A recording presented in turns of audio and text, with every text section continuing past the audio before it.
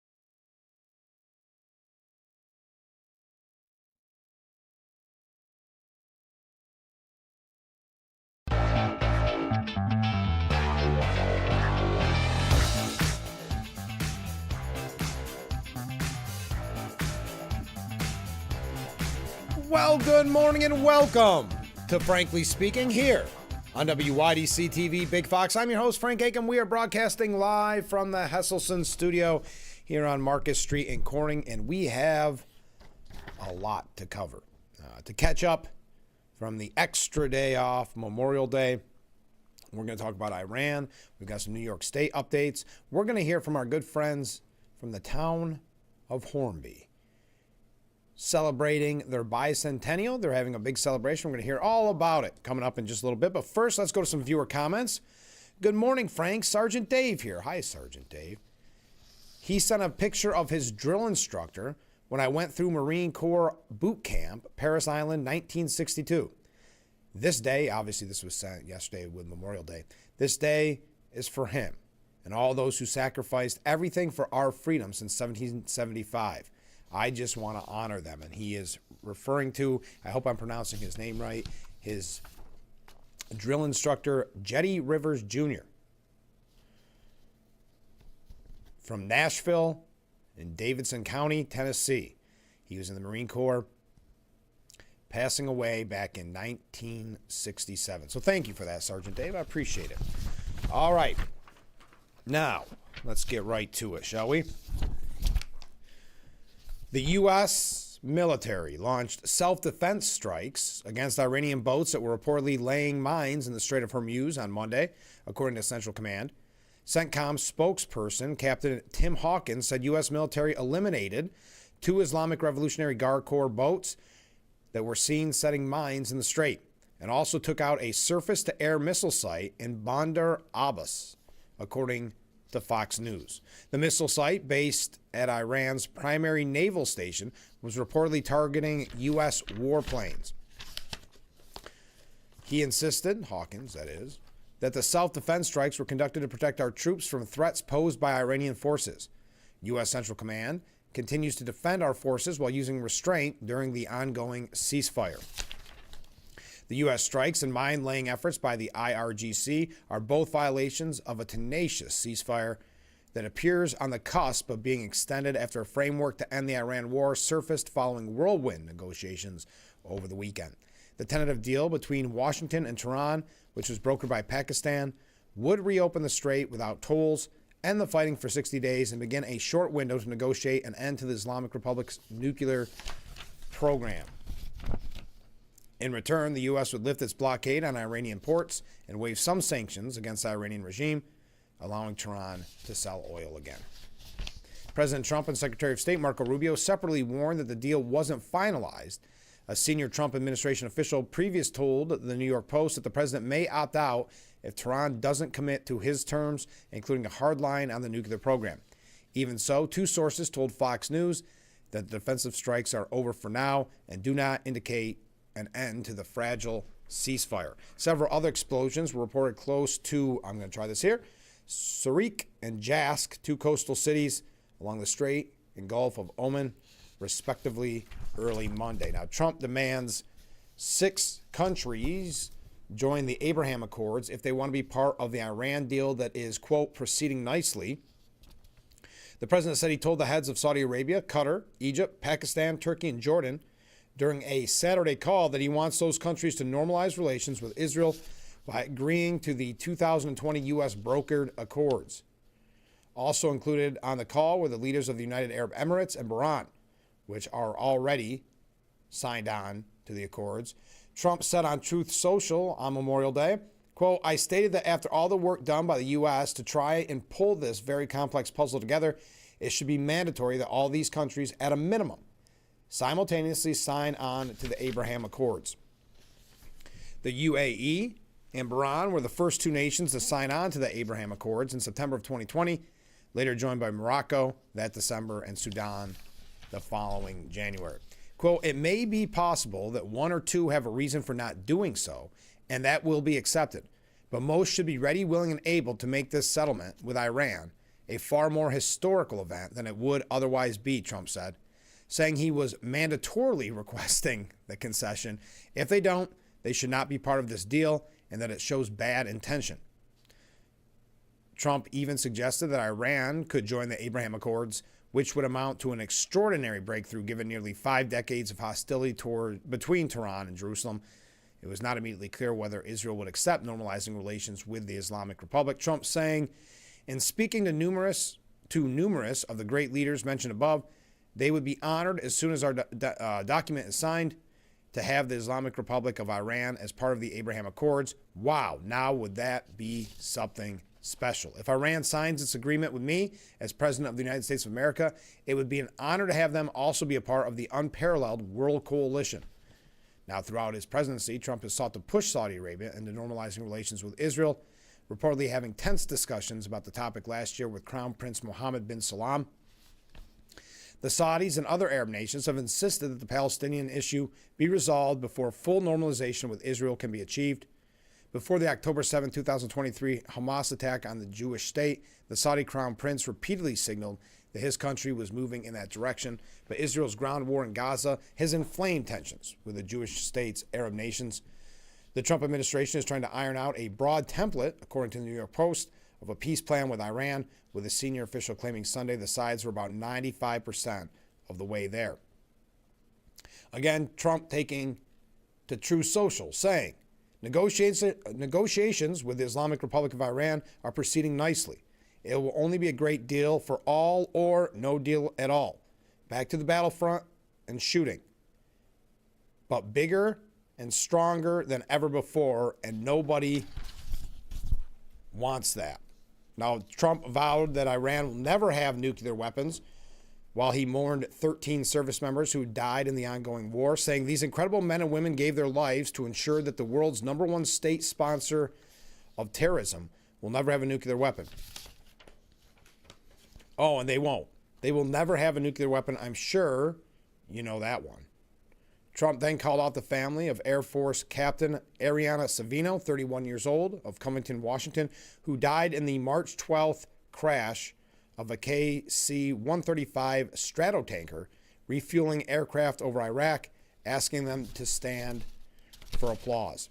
In 2 wars recently, we've lost a total of 13 service members. In Venezuela, which was a complete and total victory, we took that over in 1 day, lost no one. In Operation Epic Fury, we lost 13 wonderful souls, wonderful special people. The president announced Saturday that a largely negotiated memorandum of understanding with Iran would reopen the Strait of Hormuz, as I mentioned earlier. Administration officials clarified Sunday that an initial deal was likely to be at least 5 to 7 days away, with Trump himself releasing a statement saying both sides must take their time and get it right. There can be no mistakes. Iranian President Mossad Bezekhan said Sunday that he was ready to ensure the world that we are not after a nuclear weapon, although Tehran has long made the claim while refining uranium to near weapons grade. Trump is facing pushback from some Republicans in Congress who fear that he may end the 3-month war without permanently ending Iran's nuclear ambitions. Trump also led a round of applause Monday for a 97-year-old Battle of the Bulge veteran who fought against Nazi Germany's last major counteroffensive in World War II. Quote, at 15, Harry Miller lied about his age to enlist and was soon fighting to stop the SS Panzer Division as part of the famed 740th Tank Battalion. The Daredevils, they were called, of which he is among the last surviving member at 97 years old. Within 6 months after the battle, Harry's unit lost 42 comrades. He's remembering them today. Sergeant Miller, it is a true honor to have you with us. Also, Trump trashed Democrats, this is a quote, Democrats, rhinos, and fools who question his Iranian plans. He's saying at Truth Social yesterday, Happy Memorial Day to all, including the Democrats, who disrespect our military and all the tremendous sacrifice that it has had over the last year. God bless those who have made the ultimate sacrifice. I love you all. Earlier, Trump vented that critics of talks with Iran should go home and rest. They do nothing but create division and loss. In other words, they are losers, said the president. Discussions with Tehran had dominated Trump's weekend, as you know. He said, I laugh at all the Democrats, rhinos, and fools who know nothing about the potential deal I'm making with Iran. Things that haven't even been negotiated yet. The deal with Iran will either be a great and meaningful one or there will be no deal. It will be the exact opposite of the JCPOA disaster negotiated by the failed Obama administration. The rumored framework had rattled GOP hawks who fretted that it would be too soft on Iran, while some Democrats needled Trump by suggesting that the framework was similar to the Obama-era Joint Comprehensive Plan of Action that Trump pulled out of back in 2015. That was the 2015 nuclear agreement, but in Trump's first term. The White House is confident that Iran's Supreme Leader Khamenei has signed off on the broad template for a peace plan, including agreeing in principle to disposing of the Islamic Republic's enriched uranium, according to a senior official. All right, we're just getting warmed up. There's more on this. I've got some media bias stories I think you're going to find really interesting. As I mentioned, we're going to hear all about Hornby's 200th anniversary celebration. That's going to be in the 7 o'clock hour. Tomorrow, we're going to learn about the Chemung County Fair, which is a little ways away, but we want to get it on your calendar. Same with the Hornby event. We want to get it on your calendar and get you prepared. So we got some comments from viewers. Keep those waves, keep those comments coming in. We're just getting started. We're not running too late. We got some other breaking stories. It's not all about Iran this morning.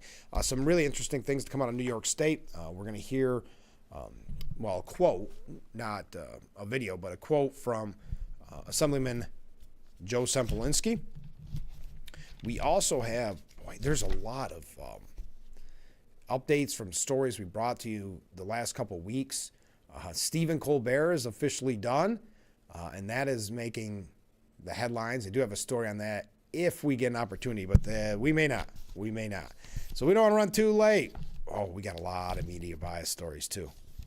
Anyway, we'll get to all those and much more. Stay with us. We'll be right back with Frankly Speaking here on WYDC TV, Big Fox.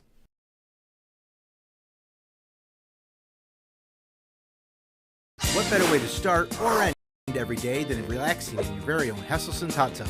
Massage therapy, relaxation, stress reliever, pain management, soothing muscles, or just spending time with a loved one. Hot water therapy really does make every day better. Hesselson's has been a part of this great community for over 70 years, still being locally owned and operated. So make the drive to Hesselson's and start making your path to a better life today. And after 70 years, it's still fun to poke in the corners at Hesselson's.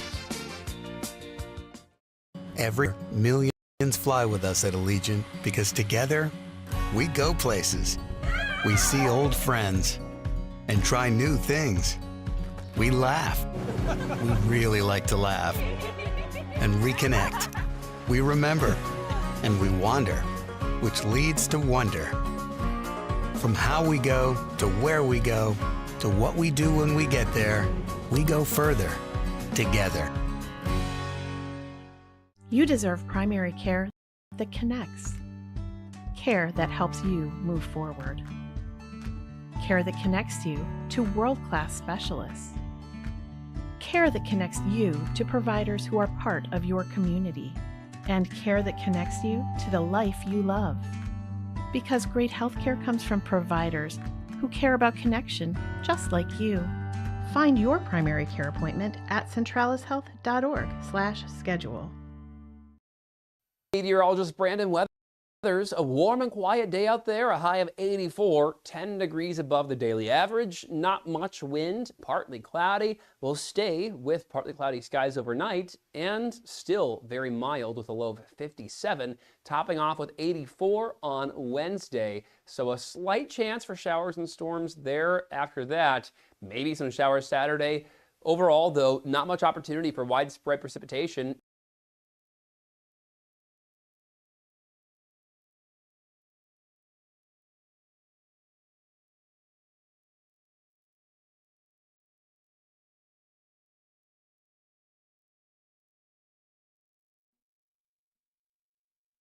The Frankly Speaking Roof Cam, brought to you by Boss Security in Horseheads. Contact them today for all your business and home security needs. We are back broadcasting live from the Hesselson studio here on Marcus Street in Corning. And we have a lot to cover. Where do I want to go from here?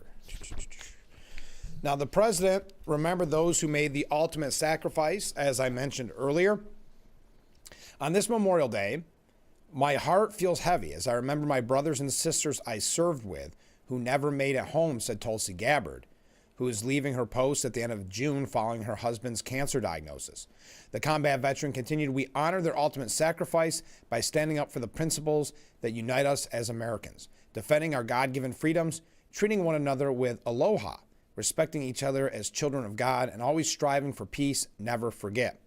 Defense Secretary Pete Hegseth wrote, "Greater love hath no man than this, that a man lay down his life for his friend." He urged Americans to always live worthy of their sacrifice, honoring their memory, and never forget the brave Americans who paid the ultimate sacrifice. Treasury Secretary Scott Bessent said, "On Memorial Day, we pause as one nation to remember the brave men and women who gave their lives in defense of our country and the freedoms we cherish. Their sacrifice represents the very highest form of service to America. We honor those who never returned home, and we keep all Gold Star families in our prayers. The gratitude of the American people endures, and their memory will forever remain in the heart of this nation. God bless the United States of America." Secretary of State Marco Rubio wrote, "America was built, defended, and preserved by those willing to give everything for it. On Memorial Day, we honor the heroes who made the ultimate sacrifice for our nation and our freedom. We will never forget." Interior Secretary Doug Burgum shared pictures noting that many Americans are gathering at national parks across the nation to honor the men and women who made the ultimate sacrifice in service of our country. Their legacy lives on forever in the freedoms we hold dear. Department of Agriculture Secretary Brooke Rollins shared a scripture, Joshua 1:9, which reads, quote, have I not commanded you? Be strong and courageous. Don't be afraid. Do not be discouraged, for the Lord your God will be wherever you go." Heading into Memorial Day weekend, grateful for the courage, sacrifice, and strength of those who served our country. God bless our heroes in the United States of America. Now, Trump said Iran's enriched uranium is to be turned over to the U.S. immediately, posting, when was this? Yesterday. The enriched uranium nuclear dust will either be immediately turned over to the United States to be brought home and destroyed, or preferably in conjunction and coordination with the Islamic Republic of Iran, destroyed in place or at another acceptable location, with the Atomic Energy Commission or its equivalent being witness to the process and the events. Trump's post comes after the New York Times reported on Saturday that the two U.S. officials revealed that Iran had committed in broad terms to surrendering their near weapons-grade uranium stockpile. Now, Steve Nelson from the New York Post said that U.S. officials are discussing possible ways for Iran to dispose of its highly enriched uranium without directly handing it off to Washington. An initial memorandum of understanding, which could be finalized by the end of this week, would reopen the Strait of Hormuz and confirm an agreement in principle by Tehran to cease future nuclear enrichment.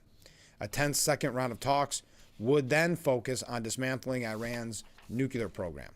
One option floated inside the Trump administration would have Iran deliver its roughly 1,000 pounds of near weapons-grade uranium to Pakistan, Turkey, Russia, or China for possible onward transfer to the U.S. Quote, "We are trying to land on language that allows both sides to save face, and that's how deals like this are done," the person speaking with anonymity. The president would still ideally like it to eventually wind up with the U.S., but there are interim options being discussed as well, and they would turn into permanent options. A second option under discussion would allow Iran to heavily dilute and keep the uranium under the theory that its refinement facilities are so badly damaged by Operation Epic Fury that further enrichment would be impossible without detection. The dilution option would require strict international oversight, which itself would be subject to additional negotiation. Quote, "This is one of the things that is going to be worked out in the second track," the official said. I don't think they want to hand it over, and the biggest thing is that they don't want to hand it over to the United States directly. The insider added that it's likely the first part of the deal is done here soon, but the longer negotiations continue. The more likely you will have outside spoilers try to undermine the agreement. White House Principal Deputy Press Secretary Ann Kelly said anything attributed to unnamed, anonymous, and uninformed sources who are not part of the inner circle, who actually know what's going on, should be considered baseless speculation. All announcements regarding potential deal with will come from the president or administration directly. Now, Trump effectively confirmed this reporting in a social media post, as I mentioned.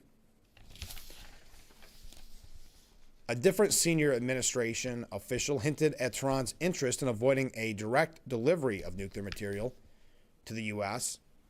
The official said Iran had national pride considerations at play. There is political value in the U.S. getting it. There is obviously a political value in the Iranians not handing it over to the U.S. A lot of handing it over to the U.S. A lot of the debate is not really what happens to the stockpiled material, but it's how the Iranians can sell it to their own hardliners and their own population in a way that gets us what we need as well. No one disputes that the stockpiled enriched material will be disposed of. It's a question about how. And then simultaneously, while we're figuring that question of how, we're going to have this thing where the strait opens, the U.S. blockade is lifted, and we get the economy some breathing room. Now, a comment from a viewer, I apologize, I meant to read this when I came back from break. Comment from a viewer, Trump better wise up and end Iran. They're going to drag this into the election, killing Republicans' chance of keeping the House and the Senate by driving up energy costs. Yes, you have, and I have actually quite a few different examples of this kind of media bias pushing this idea. And you've heard me say it a million times at this point. And it's sad, but you have people that actively want to see the United States lose in this deal. John Bolton said it. We'll read that exact quote for you here in just a little bit. But Republican lawmakers are lining up behind President Trump's administration. President Trump said Sunday that the negotiations with Iran were proceeding in an orderly and constructive manner. He said the blockade would remain until an agreement is reached, certified, and signed, and stressed that Iran cannot develop or procure a nuclear weapon or bomb. He described the transactions currently being negotiated as the exact opposite of the Obama-era Iran nuclear deal. Now, Nicole Malotakis, Republican from New York, said this administration has devastated the Iranian regime, obliterated Iran's industrial base, and has significantly set back Iran's nuclear capabilities that the Biden administration allowed to flourish to dangerous levels. Let's give President Trump the space to negotiate without sideline chatter that simply undermines our country's position during these fragile negotiations. Representative Darrell Issa said straight talk with Marco Rubio. This administration means what it says. Rand Paul said war virtually always ends with negotiations. Critics of President Trump's peace negotiations should give President Trump the space to find an American-first solution.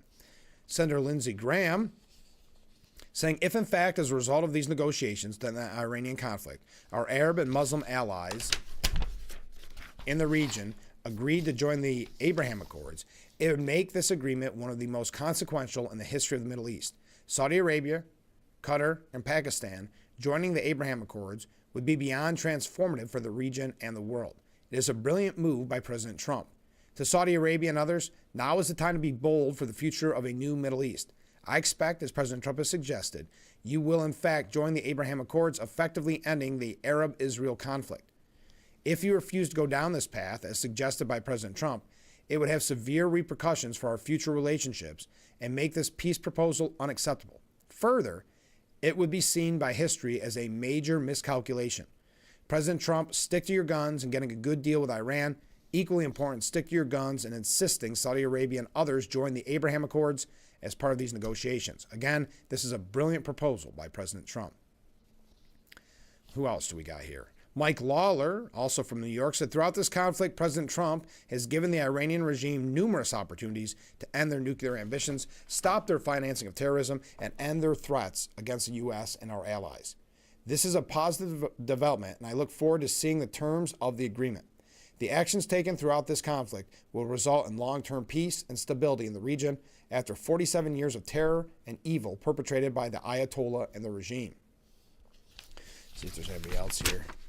There's a lot of Republicans rallying around President Trump. Tommy Tuberville said, peace through strength. The world has once again seen that the president is a true leader. The Panicans are proven wrong once again. Anna Paula Luna said, every American should be supporting the president during these peace negotiations.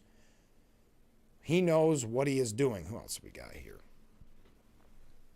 Anybody else Just some other Republicans here. Wesley Hunt from Texas said President Donald Trump, Iran deal to be announced shortly. President Trump says a major agreement between the U.S., Iran, and multiple Middle Eastern nations is now in its final stages. With the last details currently being negotiated after years of chaos, proxy war, and instability, the world is now watching President Trump broker one of the most consequential geopolitical agreements of the modern era. We're going to tell you the media, and as I said, there's almost this glee in thinking that we're losing these negotiations, that we're losing this battle. We're going to give you a couple examples of that. Then we're going to move on from Iran. Not all about Iran this morning. We have some other breaking news as well. Running just a tad bit late. Keep those comments, keep those waves coming in, and we'll be right back with Frankly Speaking after this.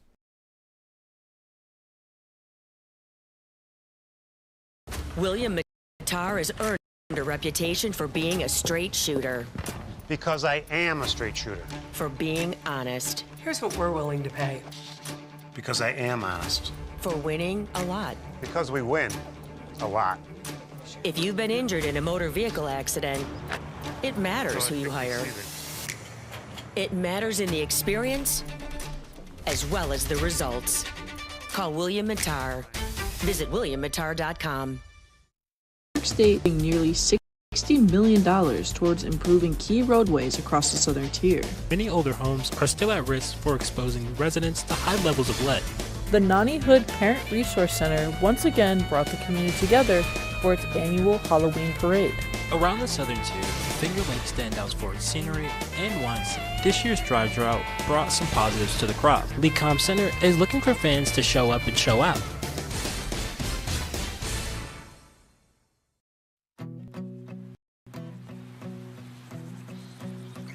$828 million people around the world go hungry every day, even though the world produces enough food to feed them.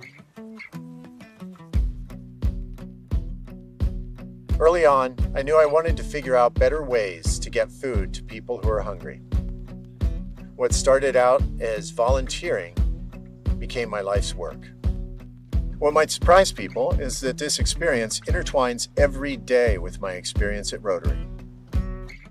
I've married my mission with my job, making an impact daily on this issue that I care about. And over the years, as a member of Rotary, I know I'm creating solutions. Whatever you care about, whatever is important to you, Rotary is a way to multiply the impact that you're going to have. Rotarians truly are changing the world through the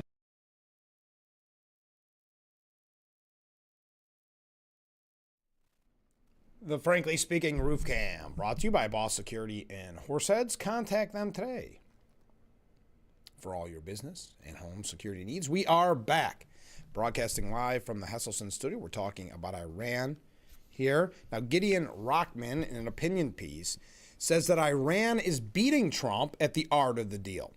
The war could end with Tehran more confident, more hardline, and with new resources to rebuild its nuclear program. I think a little wishful thinking from Mr. Rockman, saying the worst thing you could possibly do in a deal is seem desperate to make it. That makes the other guy smell blood, and when you're dead, the best thing you can do is deal from strength. And then you're dead. The best thing you can do is deal from strength, and leverage is the biggest strength you can have. That was the principle Donald Trump, or his ghostwriter, set out in the art of the deal. You can see how just angry and hate-filled these people are on Trump. Perhaps Trump should have reread his own book before posting some of the things he did. To the untrained eye, a demand to open the strait sounded just a touch desperate, particularly when Trump failed to follow through on his threats to unleash hellish violence on Iran. The grim reality is that in the talks to end the war, it is Tehran that has had the leverage. Iran's closure of the Strait of Hormuz put intense pressure on the global economy as petrol prices have risen in America, so Trump's opinion poll ratings have plummeted. The result is that at the time of this writing, the U.S. seemed poised to agree to a deal that, over the long term, threatens to leave Iran in a stronger position than before the war began. The essence of the emergent deal is that Iran agrees to open the strait without charging a toll.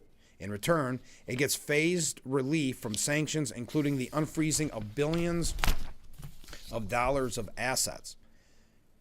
Iran will make promises to restrict its nuclear program, but the details will be the subject of future negotiations, so that issue is essentially unresolved. Trump has insisted that he is in no hurry and would never accept a bad agreement. But the reaction of hawkish Republicans to the emerging deal was telling. Senator Cruz suggested it would be a disastrous mistake because it would leave Iran able to enrich uranium and develop nuclear weapons and having effective control over the Strait of Hormuz.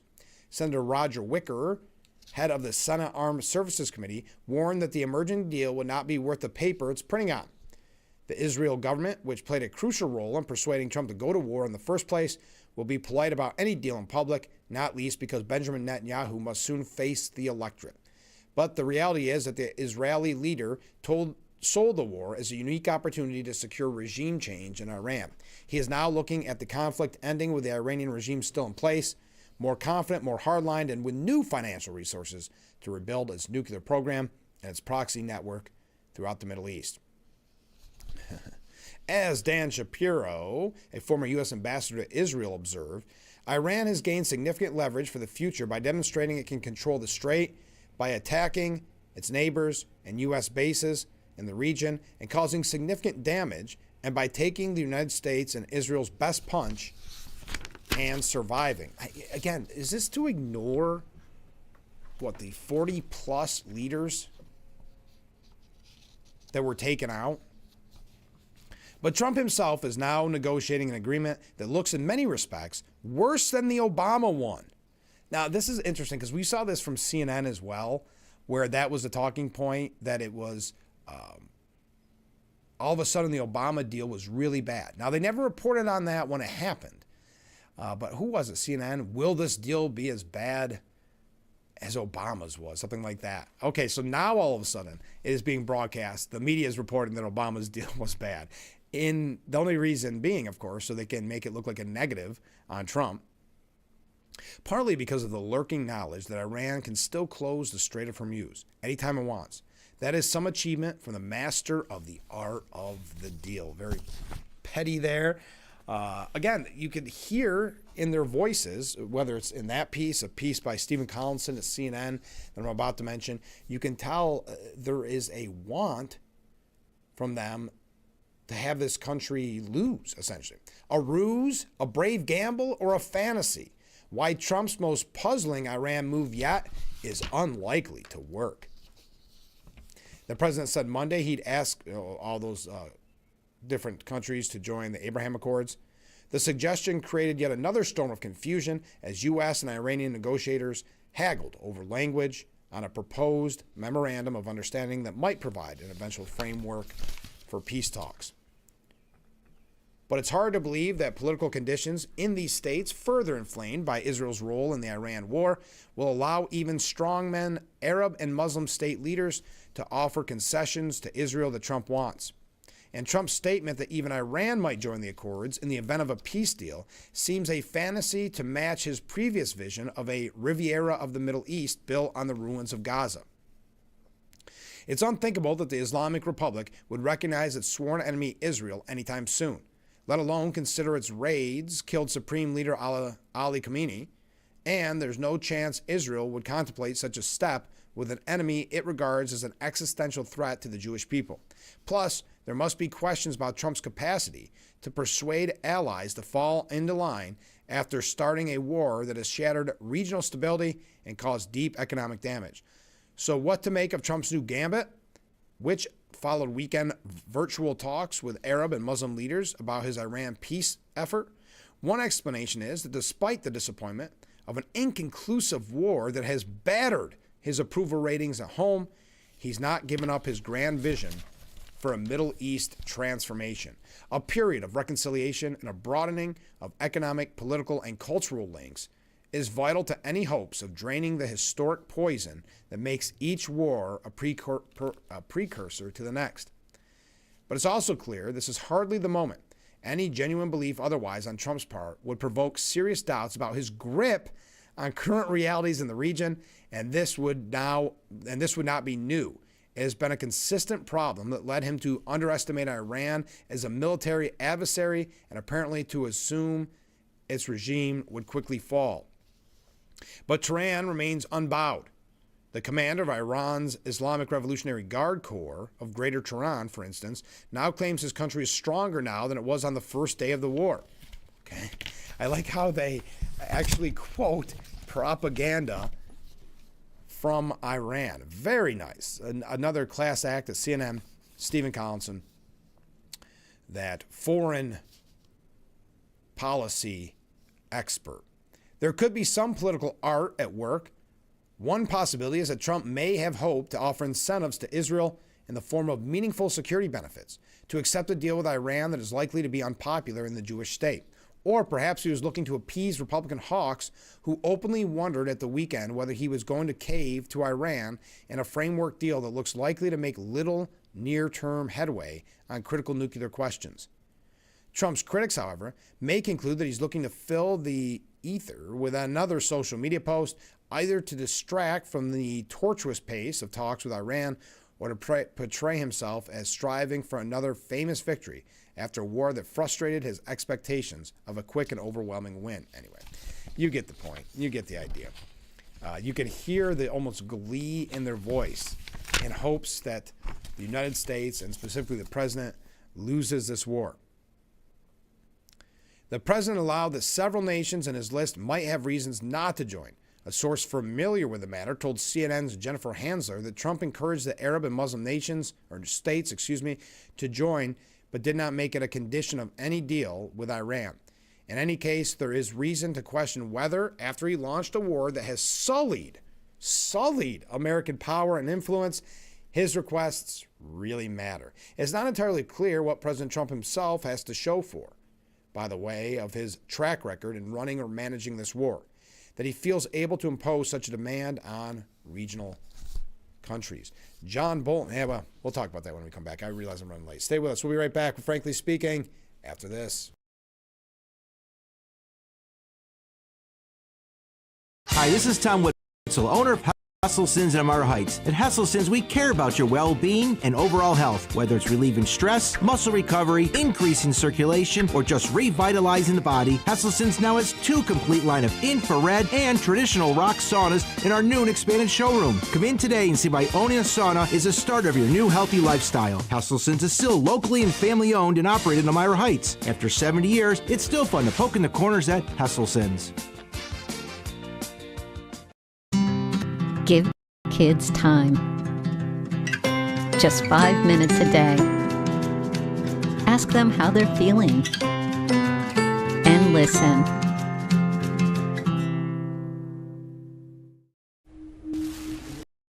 I had to pack up all my things. I had to leave my home. And I never knew where I was going next. It felt like I never even had a say. But then you came along. Change a child's story. There's a child in foster care waiting for a volunteer like you. Learn how you can help at nationalcasagal.org. Liberty Mutual customizes car insurance to help people save hundreds. 1, 2, 3. Liberty Mutual has your car insurance. Nailed it! Only pay for what you need. Liberty, liberty, liberty, liberty. Meteorologist Brandon Weathers, a warm and quiet day out there, a high of 84, 10 degrees above the daily average, not much wind, partly cloudy. We'll stay with partly cloudy skies overnight and still very mild with a low of 57, topping off with 84 on Wednesday. So a slight chance for showers and storms there after that. Maybe some showers Saturday. Overall, though, not much opportunity for widespread precipitation.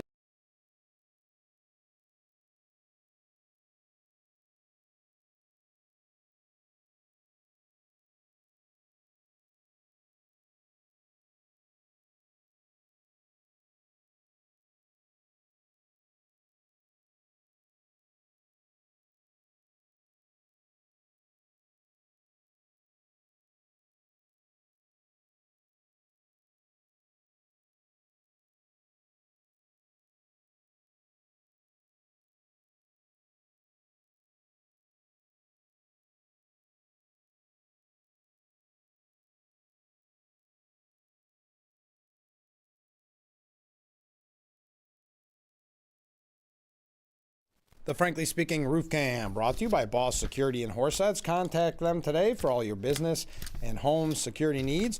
We are back, broadcasting live from the Hesselson studio here on Marcus Street in Corning. We're going to get away from Iran. There was just one last 2 or 3 things, stapling there, that I wanted to bring up. We do have a lot here about the Democrat Party in general. We talked about the autopsy for the 2024 election on Friday's program.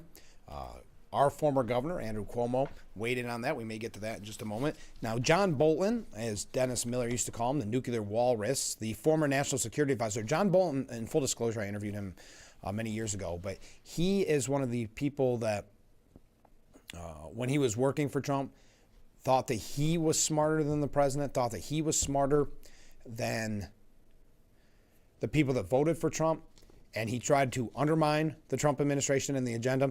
Well, Bolton said, I hope, get this, I hope the negotiations break down. And this is in reference to Iran, of course, because every day that goes by is a gift to Iran. It gives them 24 more hours to recover from the pummeling they took during the 6 weeks of Israel's attacks. It gives them time to try and reconstitute their government, which increasingly looks dysfunctional in decision-making capabilities. And it postpones a day of reckoning. Ultimately, when they threat that they pose the control over the Strait of Hormuz is resolved in a way that they never come back and do it again, I think the ceasefire was a mistake. I think these negotiations are a mistake. I think we're on the verge of something that ultimately history will decide was a catastrophic loss for the United States. We have done significant damage to the Islamic Republic of Iran. And right now we're letting them undo that damage. And that is the real tragedy, not just for us, but for the people in the region. It's very hard to know what the terms they're discussing are since they change day by day. But it does seem a constant that uranium issues kick down the road for at least 60 days. This is what Iran wants. They want more time. 60 days turns into 6 months, and then it turns into more than that. I don't think Donald Trump is analyzing what America's strategic interests are here. I think he's looking at the price of gas at the pump, and he's doing whatever he can to bring it down. Now, the New York Post editorial, and we're going to get away from this. Oh, that's right. Mark wrote in. Good morning, Frank. Good morning, Mark. I see someone attacked the White House, wounding one person, and the perpetrator was eliminated, and now they are really calling for $1 billion to secure the ballroom. We're going to talk about that in just a moment. Thank you, Mark, for bringing that up. That's going to come up next. Yeah. After this one last piece, the New York Post editorial board said President Trump is entirely right to challenge 6 Muslim nations that want to be part of the Iran peace deal to also join the Abraham Accords, normalizing relations with Israel. It is the obvious best way to ensure peace and prosperity for each of them and for all. He made the point in a call with the leaders of Saudi Arabia, Qatar, Egypt, Pakistan, Turkey, and Jordan, as well as the United Arab Emirates and Bahrain, already a part of the accord. As he explained Monday on True Social, after the work done by the U.S. to try and pull this very complex puzzle together, it should be mandatory that all these countries, at a minimum, simultaneously sign on to the Abraham Accords. It's a no-brainer. If we really want a lasting Iran deal, you should have no objection to recognizing and accepting Israel, which has been crucial to getting the region to this point, neutralizing the threat Tehran poses to all its neighbors. Attempting to destroy Israel has brought defeat and disaster to every nation that tried. Normalizing relations with Jerusalem has proved a boon to every country that signed the accords. Israel-UAE trade has more than doubled in the accord's first 5 years, for example, while tourism has skyrocketed. And obsessing with the Jewish state has poisoned the internal peace of much of the Muslim world, diverting energy from building a better future to a futile cause that would help no one, even if it triumphed. Thanks in part to the deranged diplomacy of the Biden years, the Saudis and others have said that they want a Palestinian state realized before they join the accords. But this is just another front where Trump's had to clean up after the last guy. Achieving a broader Mideast peace is by far the best way to eject Iranian cat's paws like Hamas so that Gaza can flourish and the West Bank too. Yes, Getting to an Iran deal that truly ends Tehran's nuclear threat remains beyond tricky. But if the Turks, Qatars, and so on really have to be part of it, then they need to step up and join in securing a regional alliance that generally secures the future themselves. They don't need to rely on Washington for that, nor should they. Allying now could protect them all should some future Democratic U.S. president try to revive the diluted Obama policy of favoring Tehran over Israel and the Sunni Arab powers. On one level, of course, the president's call to unity is highly idealistic. But on another, it's the most practical step these nations could take to escape the dilemma that's left the region perpetually on the verge of crippling warfare for over a century. All Trump is saying is, give peace a chance. All right, we're going to move away from that. But we can talk about it if you want to. We can continue the discussion. But we're going to move away from Iran. Well, we got to take a break. You probably heard the Corning whistle. Did you happen to go to Glass Fest this weekend? I'd love to hear what you thought. How was your Memorial Day? We can talk about all of that. But right now, we got to take a short break. So stay with us. We'll be right back with Frankly Speaking after this.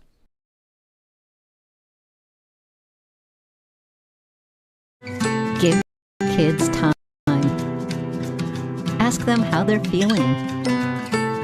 And listen. Every millions fly with us at Allegiant because together we go places. We see old friends and try new things. We laugh. We really like to laugh. And reconnect. We remember. And we wander, which leads to wonder. From how we go to where we go to what we do when we get there, we go further together. Every journey is a shared experience. On the road, every decision has an impact, especially the decision to speed. Every mile per hour matters. Your speed affects more than just you. Ride and drive, as if everyone's life depends on it. Together, riders and drivers can save lives.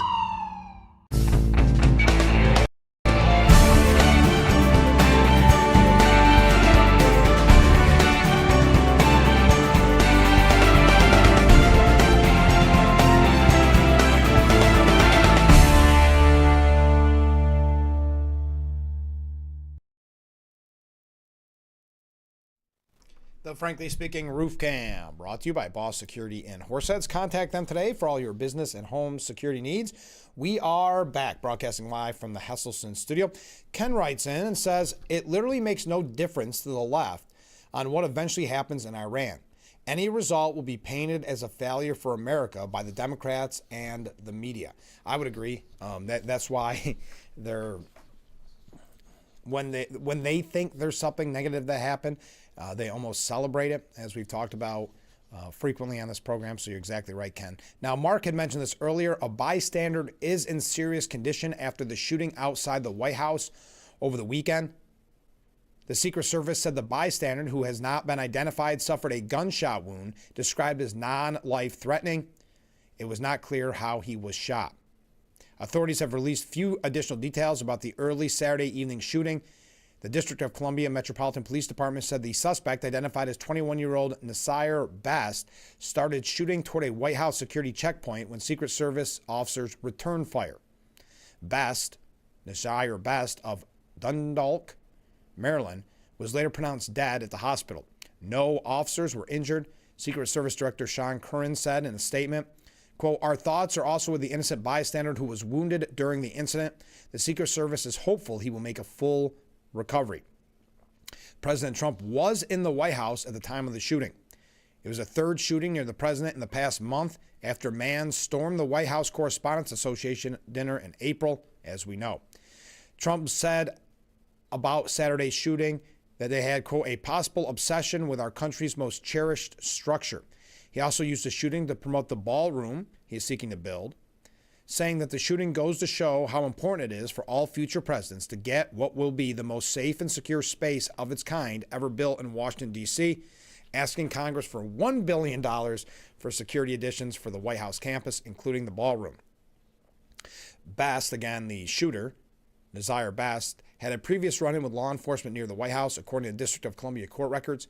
He was arrested last July for attempting to enter White House grounds near a different checkpoint. He failed to heed officers' command to stop, claimed to be Jesus Christ, and said he wanted to be arrested. He was a graduate of Dundalk High School in 2023. A woman who identified herself as Best's mother told the Washington Post that she learned about the shooting on social media and was in disbelief. She said her son was never violent, regardless of what people are posting. Also, a couple quick breaking stories. An American journalist and political commentator who has lived in China for more than a decade is facing criminal charges in the U.S. of acting as an agent for the Chinese government. Thomas Palkin II allegedly prepared confidential reports that his Chinese handlers told him were being conveyed to Chinese President Xi Jinping. Palkin also took a lie detector test at the request of his Chinese contact and provided a cell phone and laptop to another individual in the U.S. who was seeking to join the Trump administration, or seeking a job in the Trump administration. Palkin said he consistently rebuffed his handler's requests for classified information, but told the FBI he thought that he was an 80% chance that the other individual he was helping to put his handler in contact with would provide classified information to China, despite what Palkin said were his warnings not to do so. The individual Palkin reached out to, who is not named in public court papers, was not hired for the exact job he wanted in the administration, but currently works for a U.S. government agency. Yikes. Palkin was arrested by the FBI in February and has been in custody ever since. In March, a federal magistrate judge in Alexandria, Virginia, denied Palkin's bid for pretrial release, according to records. All right, we got to take a short break. Wow, this is unbelievable. Then we're going to wrap up hour number one. Hard to believe. Keep those waves, keep those comments coming in. In the next hour, we are going to hear from our good friends from Hornby about their upcoming 200th anniversary celebration. That's in the next hour. Right now, we're getting ready to wrap up hour number one, as mentioned, so stay with us.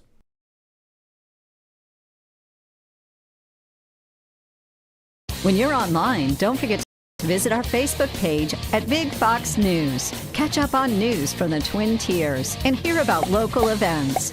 All on Facebook.com/Big Fox News. To them used to be, before talking to 988. I felt alone. I thought seeing hard things was just part of the job. I thought that having a bad day at work meant I was failing. But then I connected with someone at 988. A real person texted back. Someone listened without judgment. Now I know. Now I know it's okay to let someone help me too. And I'm stronger than I thought. We hear you. Call, text, or chat 988. How we start a conversation matters. Text CONVO to 51550 for weekly conversation starters and connect more with parenting.org from Boys Town. Meteorologist Brandon Weathers.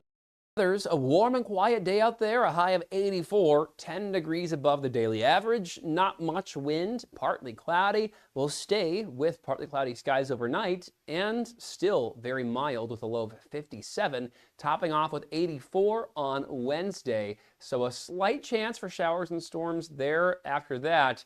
Maybe some showers Saturday. Overall, though, not much opportunity for widespread precipitation in The Frankly Speaking Roof Cam, brought to you by Boss Security in Horseheads. Contact them today for all your business and home security needs.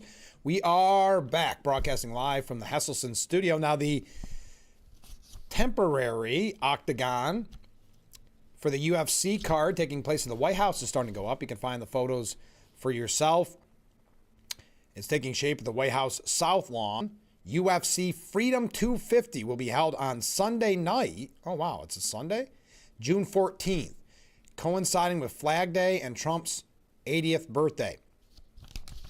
So those pictures are starting. We got a couple quick things we're going to breeze through. Then I've got, remember how quickly it changes. Remember, MAGA is turning on Trump. All of Trump's supporters are turning on him. And then, of course, Trump has a huge day with the primaries, and then it's not that anymore. It's so confusing, but I have something on that I want to get your opinion on. But first, anti-Israel grads have disrupted yet another Cooney Law School ceremony.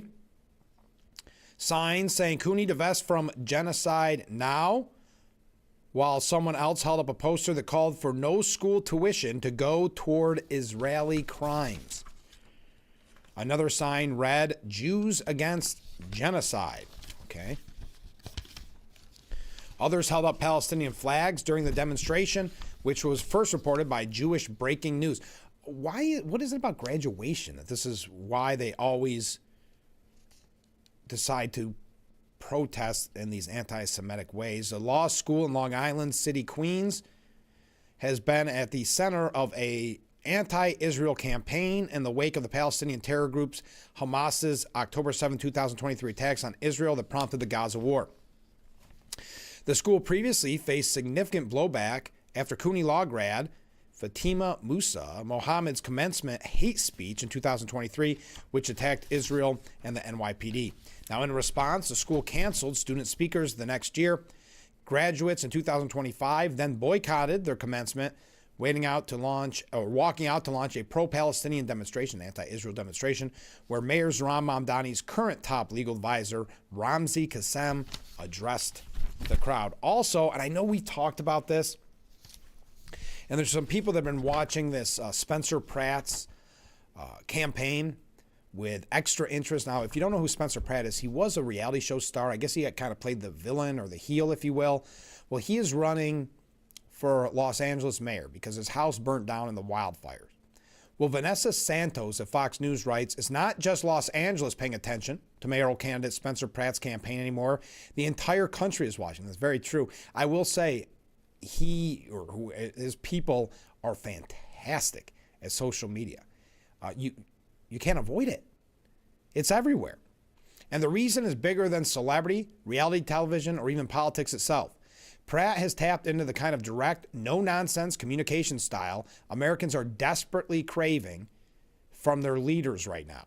People are exhausted by polished talking points, carefully rehearsed press conferences, and politicians who sound like they were assembled in a consulting firm boardroom.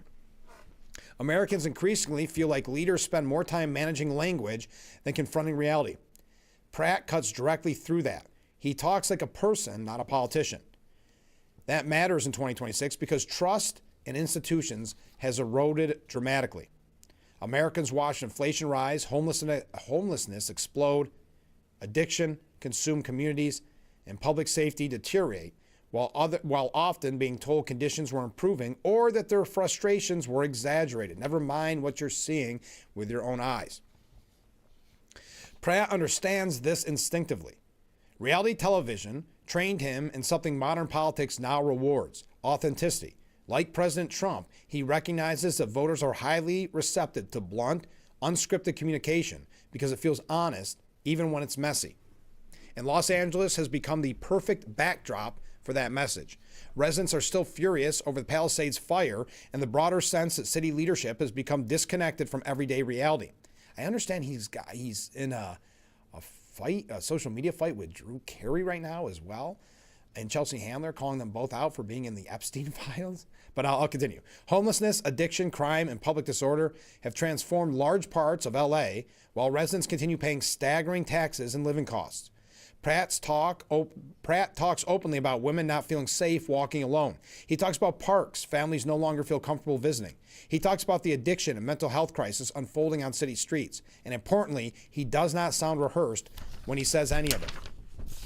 His campaign ads have also been remarkably effective.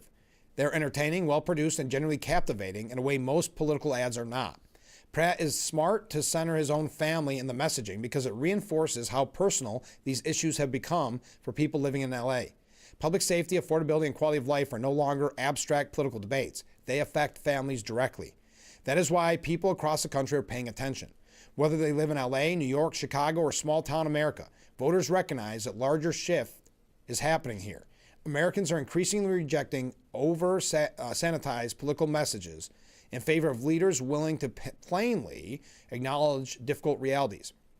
People are tired of being told not to believe what they see with their own eyes. They do not want euphemisms anymore. They want honesty. They want urgency. They want leaders who trust them enough to tell them the truth. Because the truth is that many Americans feel their cities and communities are in decline. They feel ignored by political elites who seem more concerned with optics and holding one position of power more than outcomes. Pratt's campaign resonates because he channels that frustration in a language people immediately understand. Pratt understands that the public mood right now is not delicate, it's combustible. Right now, Spencer Pratt understands this better than most Americans in America. His rise reveals something much bigger than one Los Angeles race. It shows that voters are done rewarding leaders who speak in slogans while their communities fall apart. They want honesty, they want urgency, and increasingly they want candidates who sound like real people instead of political products that you may think of like a Gavin Newsom in that scenario. But we got to take a break. I just realized we are out of time for hour number 1. Stay with us for hour number 2 coming up in just a moment.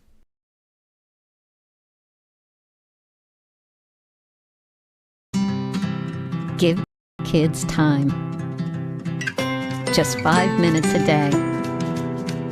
Ask them how they're feeling. And listen.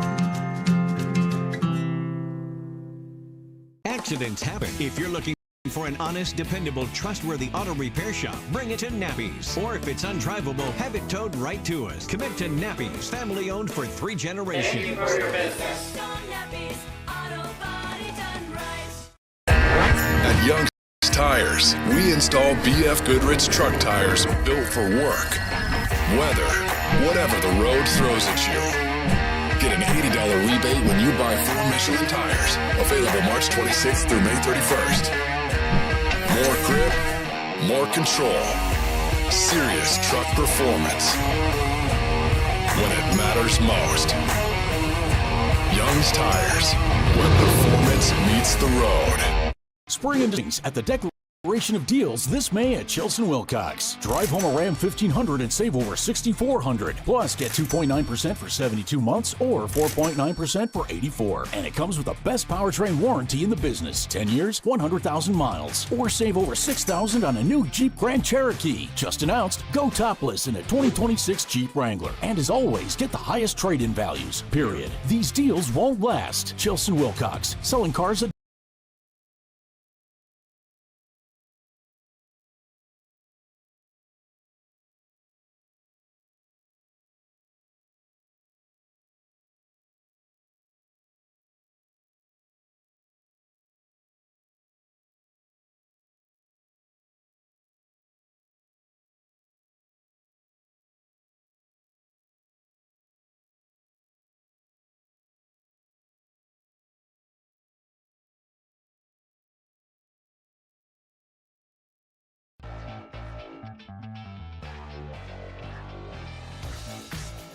And we welcome you to hour number 2 of Frankly Speaking here on WYDC TV Big Fox. I'm your host, Frank Acom. We are broadcasting live and proudly from the Hesselson studio. Coming up in this hour, we're going to hear from our good friends from Hornby about their upcoming 200th anniversary celebration.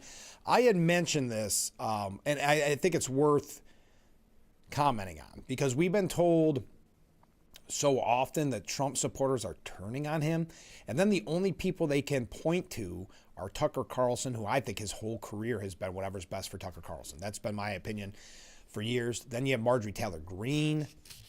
Well, Rolling Stone asks the question, if MAGA is a cult, what happens when it crumbles? So now it's a cult? Donald Trump supporters have been nothing if not loyal to their leader. For the past decade, MAGA has stood by their man through 34 felony convictions, endless hate-filled rhetoric, the killings of innocent Americans, and potential war crimes, all while blatantly disregarding the Constitution and constantly lying. Wow.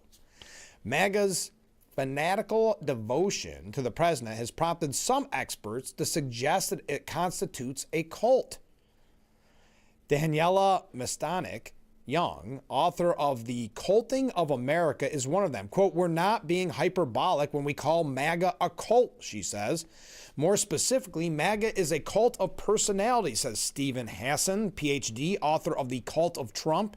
and founder of the Freedom of Mind Resources Center, a consulting and educational organization that helps people leave destructive cults and authoritarian groups and heal.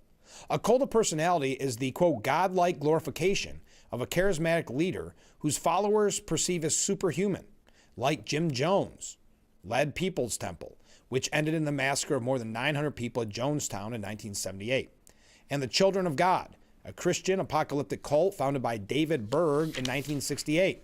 Political parties can also operate as cults of personality.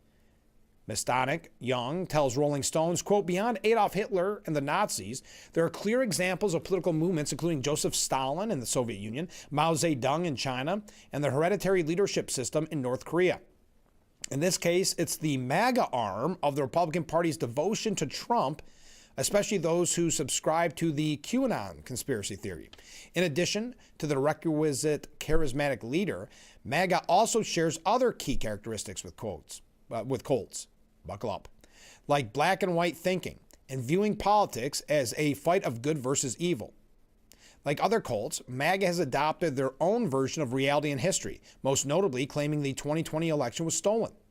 Along the same lines, Trump has managed to get his MAGA followers to reject rational analysis and critical thinking and support his interests and positions no matter what. Trump appealed to those who had lost faith in the government and were looking for something or someone to believe in. His campaign rhetoric, promising to drain the swamp or rid America of corrupt politicians, lobbyists, and unnecessary government bureaucracy and oversight, resonated with those who felt disenfranchised and abandoned by traditional political parties. Now, here we go. This is why I bring it up. But there are signs that Trump's grip on his followers is starting to crumble. A few weeks ago, after he threatened to wipe out his civilization, verbally attacked the Pope, and posted an AI-generated image of himself as Jesus Christ, which he later claimed was him as a doctor, several prominent MAGA and Trump supporters, including, are you ready? Marjorie Taylor Greene, Alex Jones, Tucker Carlson, Candace Owens, and Megyn Kelly, broke with the president, and things have only escalated from there. Declining approval ratings suggest rank-and-file MAGA members have begun to jump ship, including some of Trump's most ardent conservative Christian supporters. Does this spell the beginning of time to reach out to family members and friends who may be rethinking their position? Asked the Rolling Stones. And then it goes through the history. I do think it's interesting that they do equate the Tea Party with the beginning of MAGA, and I don't disagree with that. That isn't always something that is put together. But they said the first recognized signs of weakness in the MAGA cult when Trump refused to release FBI documents investigating Jeffrey Epstein. People join a cult for the mission. And Trump's mission for the last decade has been, we're going to drain the swamp. We're going to perp walk the Obamas and the Clintons. We're going to pull thousands of little white children out of cages where they have been trafficked, and I'm going to give you a new America. And then he just slashed his mission. This is something that Young saw play out firsthand. She was born... Why am I bringing all this up? I know. I spent too long on it. And just as importantly, listen to them.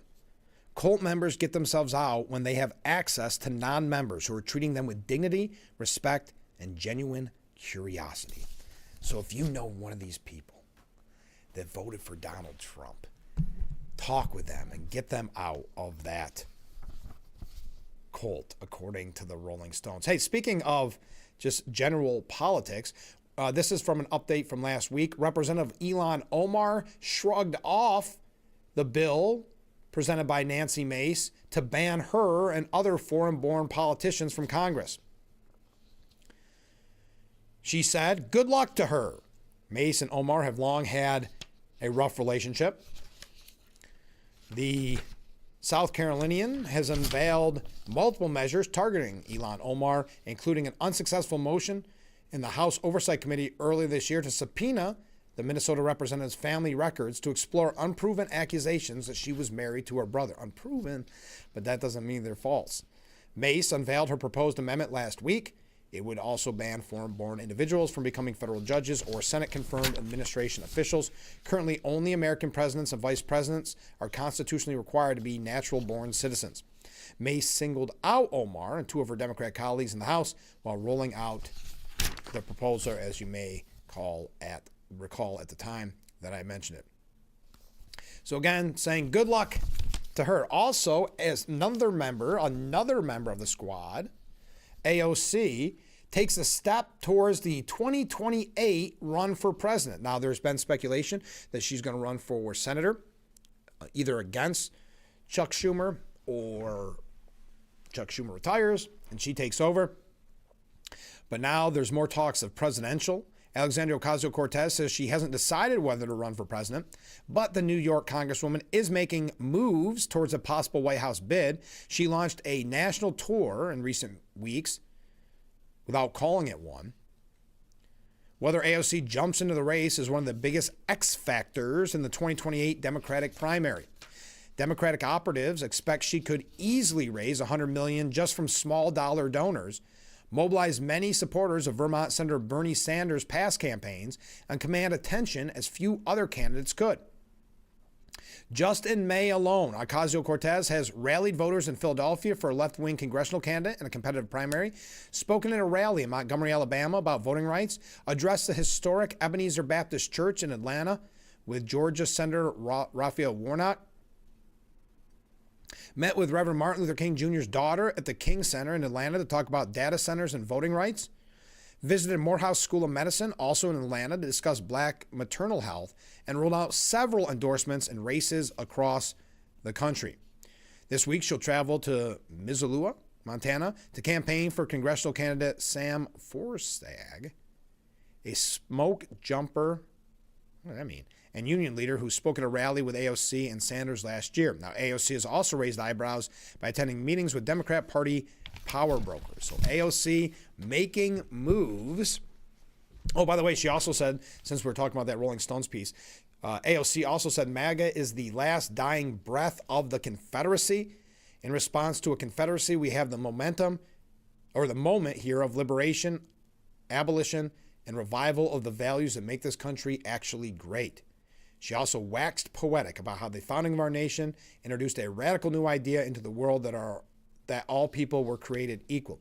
I think that's also when she said that the revolution was started because of billionaires or something.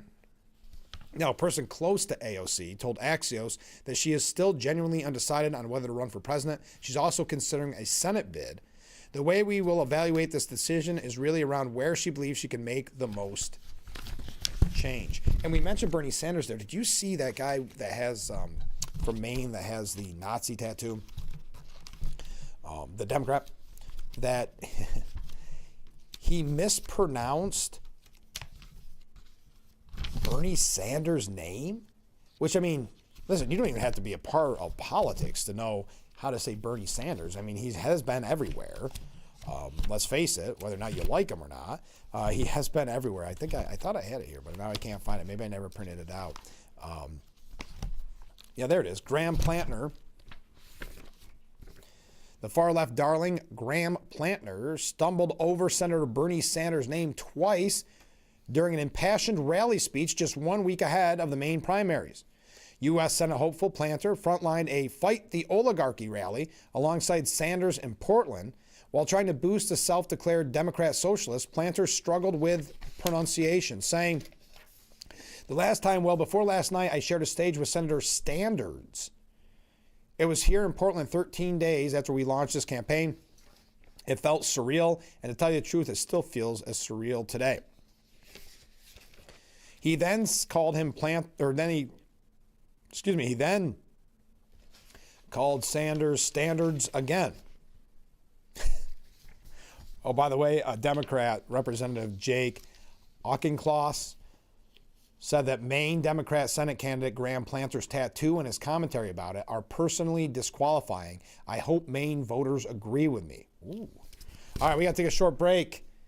Then we're going to, let's see, we got one more segment, and then we're going to hear from our friends from Hornby. I see a lot of comments coming in. Keep them coming in. We'll be right back with Frankly Speaking after this.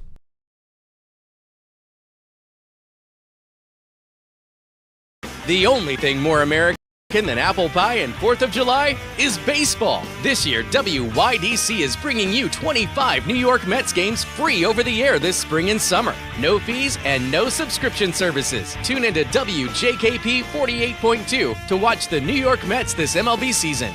Let's go Mets! Kids Time. Ask them how they're feeling. And listen.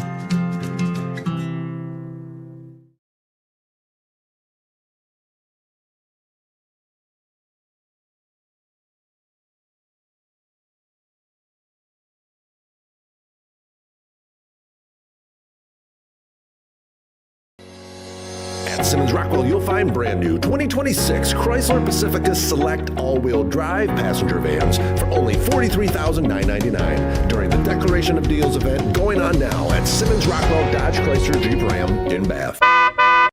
Did you know we waste as much as 40% of all the food we produce globally? Did you also know that each year, millions of acres of wildlife habitat are plowed over, and billions of gallons of water is guzzled up to produce that food? And your wallet is taking a hit too. Americans toss out more than $382 billion worth of food per year. That's a lot of waste. But did you know that there are simple things you can do to help? And spread the word that food should never be trash. Visit us at wwf.earth/foodwaste.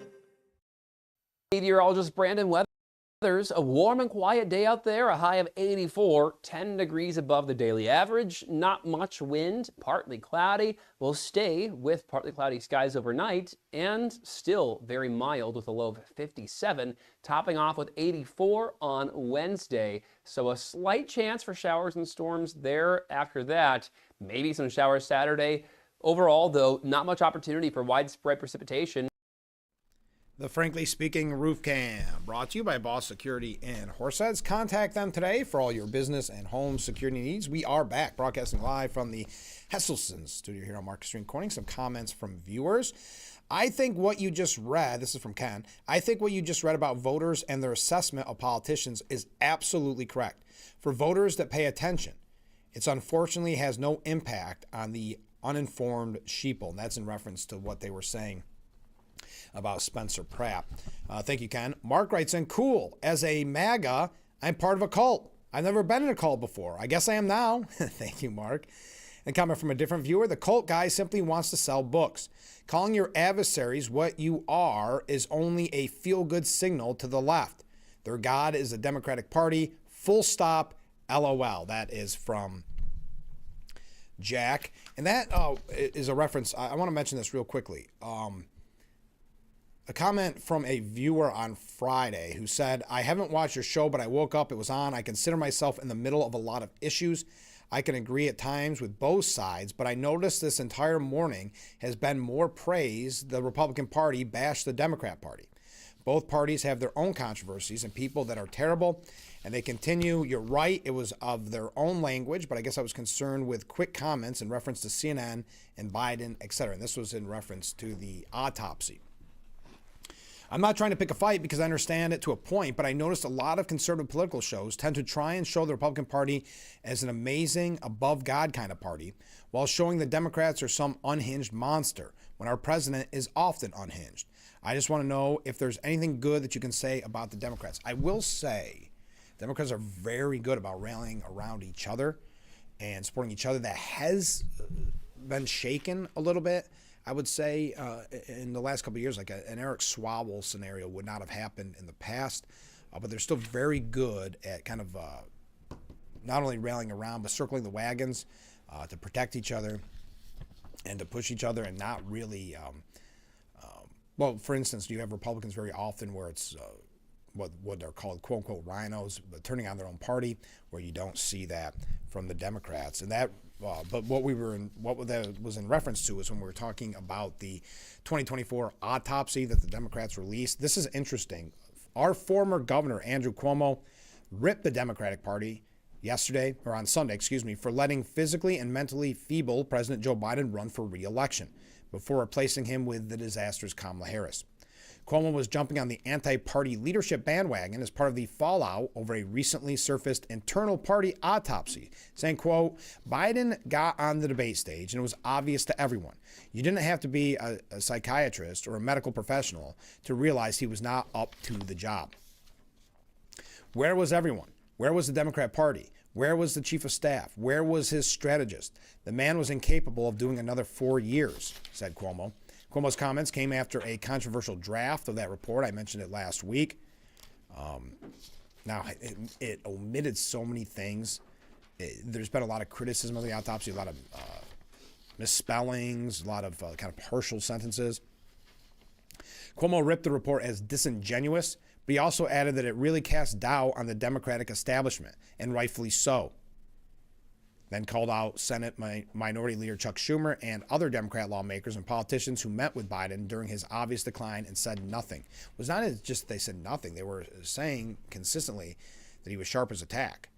Cuomo, a recently failed New York City mayoral candidate, suggested the party leaders covered up for Biden, pointing out how they kept saying publicly that he was full of energy and doing push-ups and jumping jacks. Come on, you fooled nobody.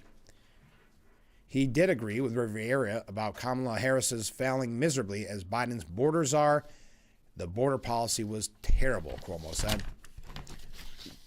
When Harris took Biden's place at the top of the ticket, Americans only knew about her border issues, saying, quote, what's the federal government plan? There was none. That's not addressed.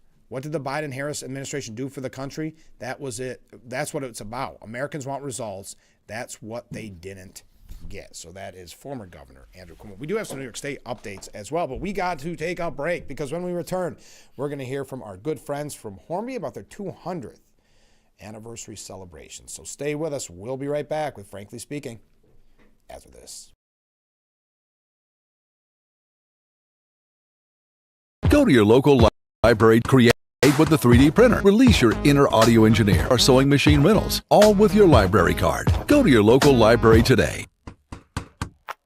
When you Carpenters, Phillips, and Flint's, our goal is to always make every family feel like they're at home. Our 3 locations each have their own unique qualities to them, so when a family comes to us at the time of need, we have the options. Every family we serve is different, and what they're looking for is different. We have to be able to allow the family to tell their story, and everyone's story is unique to them. Visit carpentersphillipsflint.com to learn more about our family-owned funeral homes.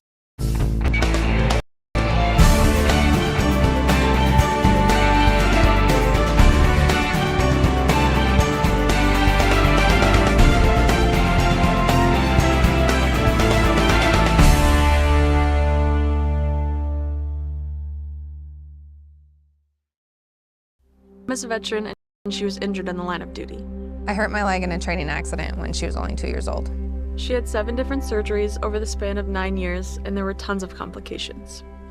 I couldn't be the mom my kids needed me to be. She missed so much. After my last surgery, I got an infection so bad I thought it was going to kill me. I told her she couldn't leave me yet. There was still so much she had to see. I hadn't even graduated. I'm doing much better now. I'm an active part of my kids' lives. She can kick a mean soccer ball. DAV's been there for me and my family. Through thick and thin, they've had our back. Every year, DAV helps more than 1 million veterans like Sandy get the health and disability benefits they've earned so they can achieve victories great and small. My victory is getting my life back. I may have lost my leg, but I've gained so much. I got my joy back. We got our mom back, thanks to DAV. Support more victories for veterans. Go to DAV.org. The Frankly Speaking Roof Cam, brought to you by Boss Security in Horseheads. Contact them today for all your business and home security needs. Welcome back to Frankly Speaking here on WYDC TV Big Fox. I'm your host, Frank Aiken. We are broadcasting from the Hesselson studio, and in that studio this morning, we're talking about celebrating 200 years of the town of Hornby. Thanks for joining us. Thank you. There's a lot to cover. So what made you decide that you got the 200 coming up? You said, I want to start planning a major event, and it is a major event. When did the planning start? 2 years ago, but it kind of fell flat. Oh, okay. There are fewer organizations in town, as in probably many small towns, Right. but we tried to involve the Shady Grove Church and our town board and our fire company. Oh, that's good. Our volunteer fire company, the biggest organizations we have. And it just sort of, we couldn't gather everybody together to get a plan, Yeah, to coalesce of around course. a plan. Yeah. So we decided, the Historical Society decided we would just maybe do a spaghetti dinner, and Uni, our historian, Uni Taggart, would just do a presentation, and then Keep it simple is a what we're couple of thinking. folks from Hornby, Bill Clark, Yeah. who owns Clark Enterprises based in Hornby, and his daughter came forward and said, we've got to do something big. Yeah. So that's how it started. And I think it's funny you said you wanted to start simple, and now it's overwhelming. That's exactly. As a matter of fact, well, I said I'm going to put the list of events up there on the screen. Yeah. You really have just about everything covered, don't you? I think so. He does. He does. Not yeah. we. No. He does. No, we're going to talk about not each individual thing, but kind of Yes. overwhelming. But you got the big stuff. You got the fireworks. You got and these are so popular now. But the 5K runs. How does someone get involved in that? Because when they hear about 5Ks, they want to be a part of it. Let's hope so. Yeah. Because Amber, Bill Clark's daughter, who was also the other major planner, Amber McChesney, she's been doing several 5K runs. So she thought we should have it as part of our, give her a chance close to home to do a 5K. Of course. Yeah. And they can just sign up. Sign up online and Okay. Yep, there is, that is, I gave you that too, Frank. Yep, That, obviously. it's a separate, Oh yeah, to register for the Hornby Bicentennial 5K run, you go to www.runsignup.com. Runsignup.com, and I'm assuming at that point you just look for Hornby. That's it. And I'm assuming there's not more than one in Hornby that day. No. Okay.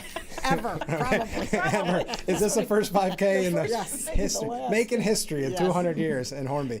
Now I know something like this with this many events going on, it's not possible without a lot of help, a lot of volunteers, but also, let's say, sponsors.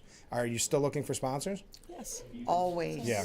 Always, yes, yes. And we do have a GoFundMe page, and I think it's under probably Hornby Bicentennial. Sure. So they're hoping, because we were hoping that would attract people across the country maybe even. Yeah. You never know. Of course. Right. So, and we were kind of joking about how it became overwhelming. But when you guys kind of formed, what was it? Let's just throw a bunch of events and see what people liked and see what people felt?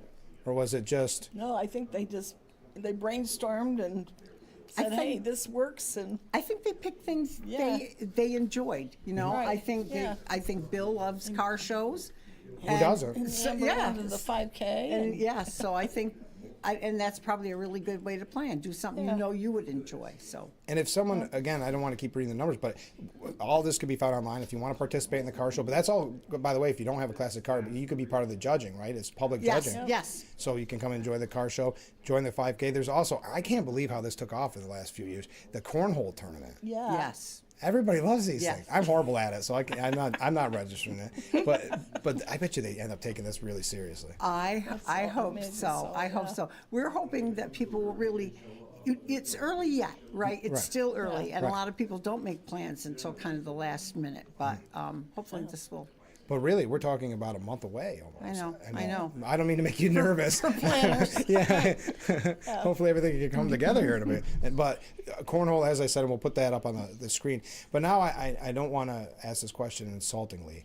But how do you find Hornby? What is Hornby for people that don't know? Well, so if you've ever gone to the racetrack, you're going to Watkins and you drive up 414, you go through Hornby. Right. Because that is part of the town, because Mr. Fehrenbaugh came there back in 18-something and settled there. Yeah. So it is called Fehrenbaugh. So that is part of Hornby. But then if you take any left-hand turn off that road, you're over into the hills. There it is. And you sent us a great picture. Yes. Well, I don't have to show you. But so if you're looking at the black building here in Corning, so you look at that hill, just over that hill. Over the hill, yes. Simple. It's as simple as that. You can't Simple miss. as that. You can't All miss it. roads Lead to Hornby. That's what we lead to say. Hornby. That's right.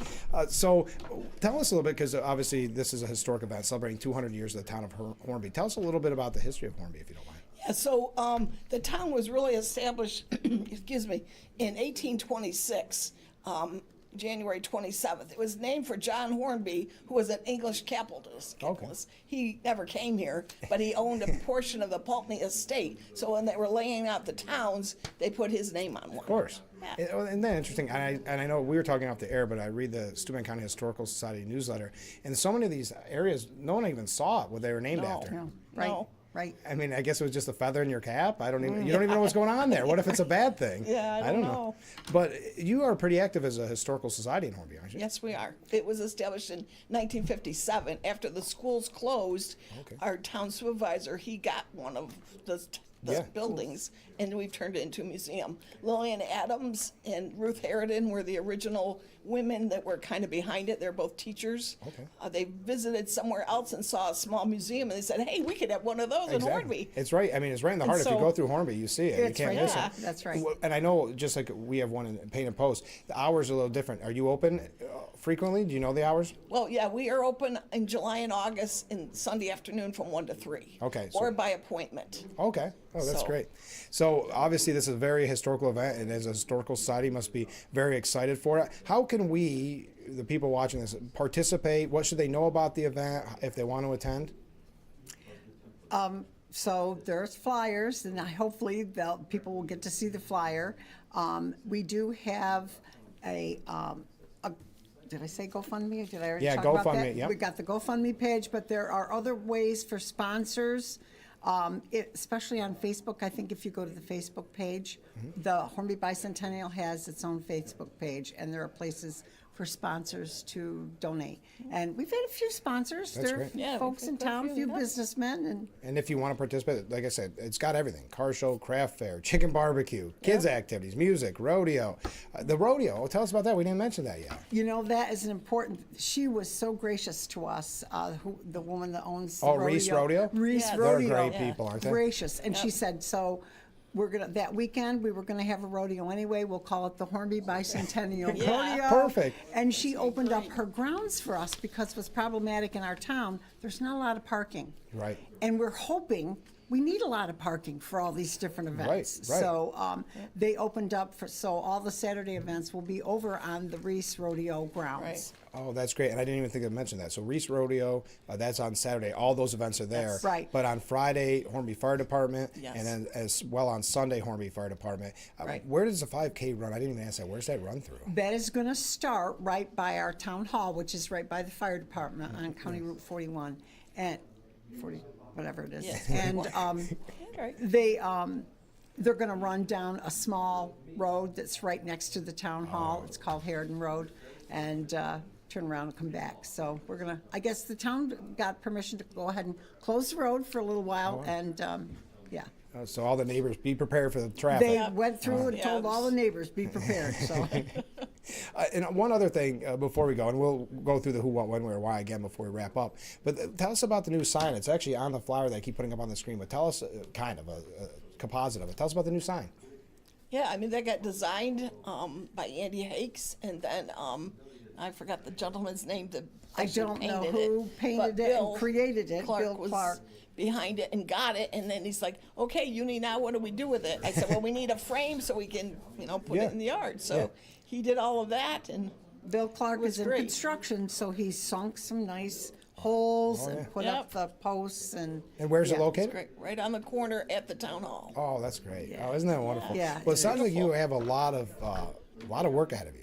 Is that fair to say? That's fair to say. Yes. Okay, when it's all over and you wake up Monday morning, what's your day going to be like?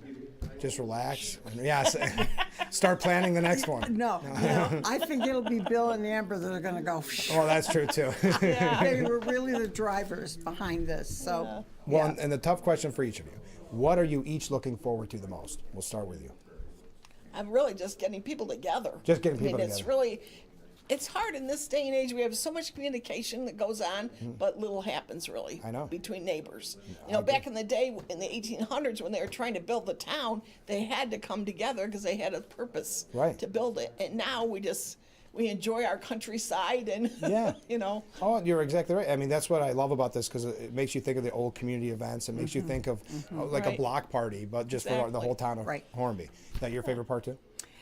It's probably going to be the events of Friday night, which will include The beer tent?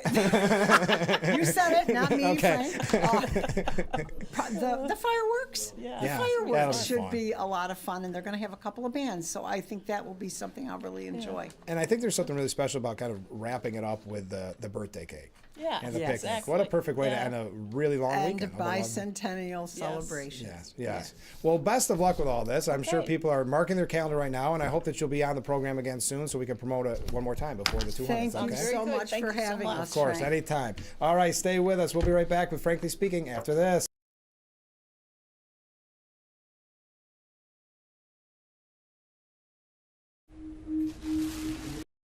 I had to pack up all my things.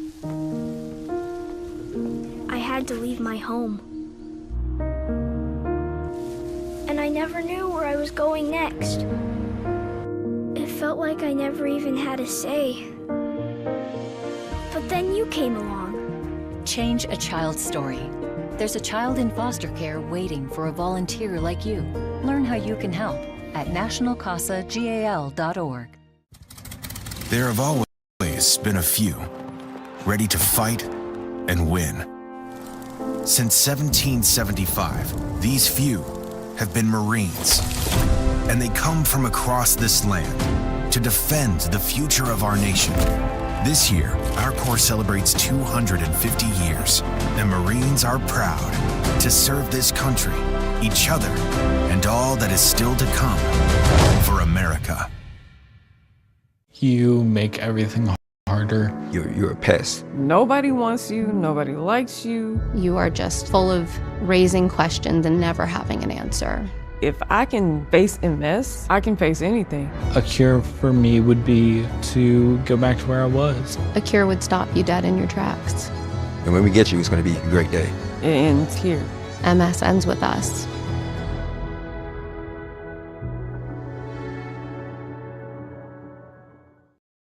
Meteorologist Brandon Weathers. A warm and quiet day out there, a high of 84, 10 degrees above the daily average. Not much wind, partly cloudy. We'll stay with partly cloudy skies overnight and still very mild with a low of 57, topping off with 84 on Wednesday. So a slight chance for showers and storms there after that. Maybe some showers Saturday. Overall, though, not much opportunity for widespread precipitation.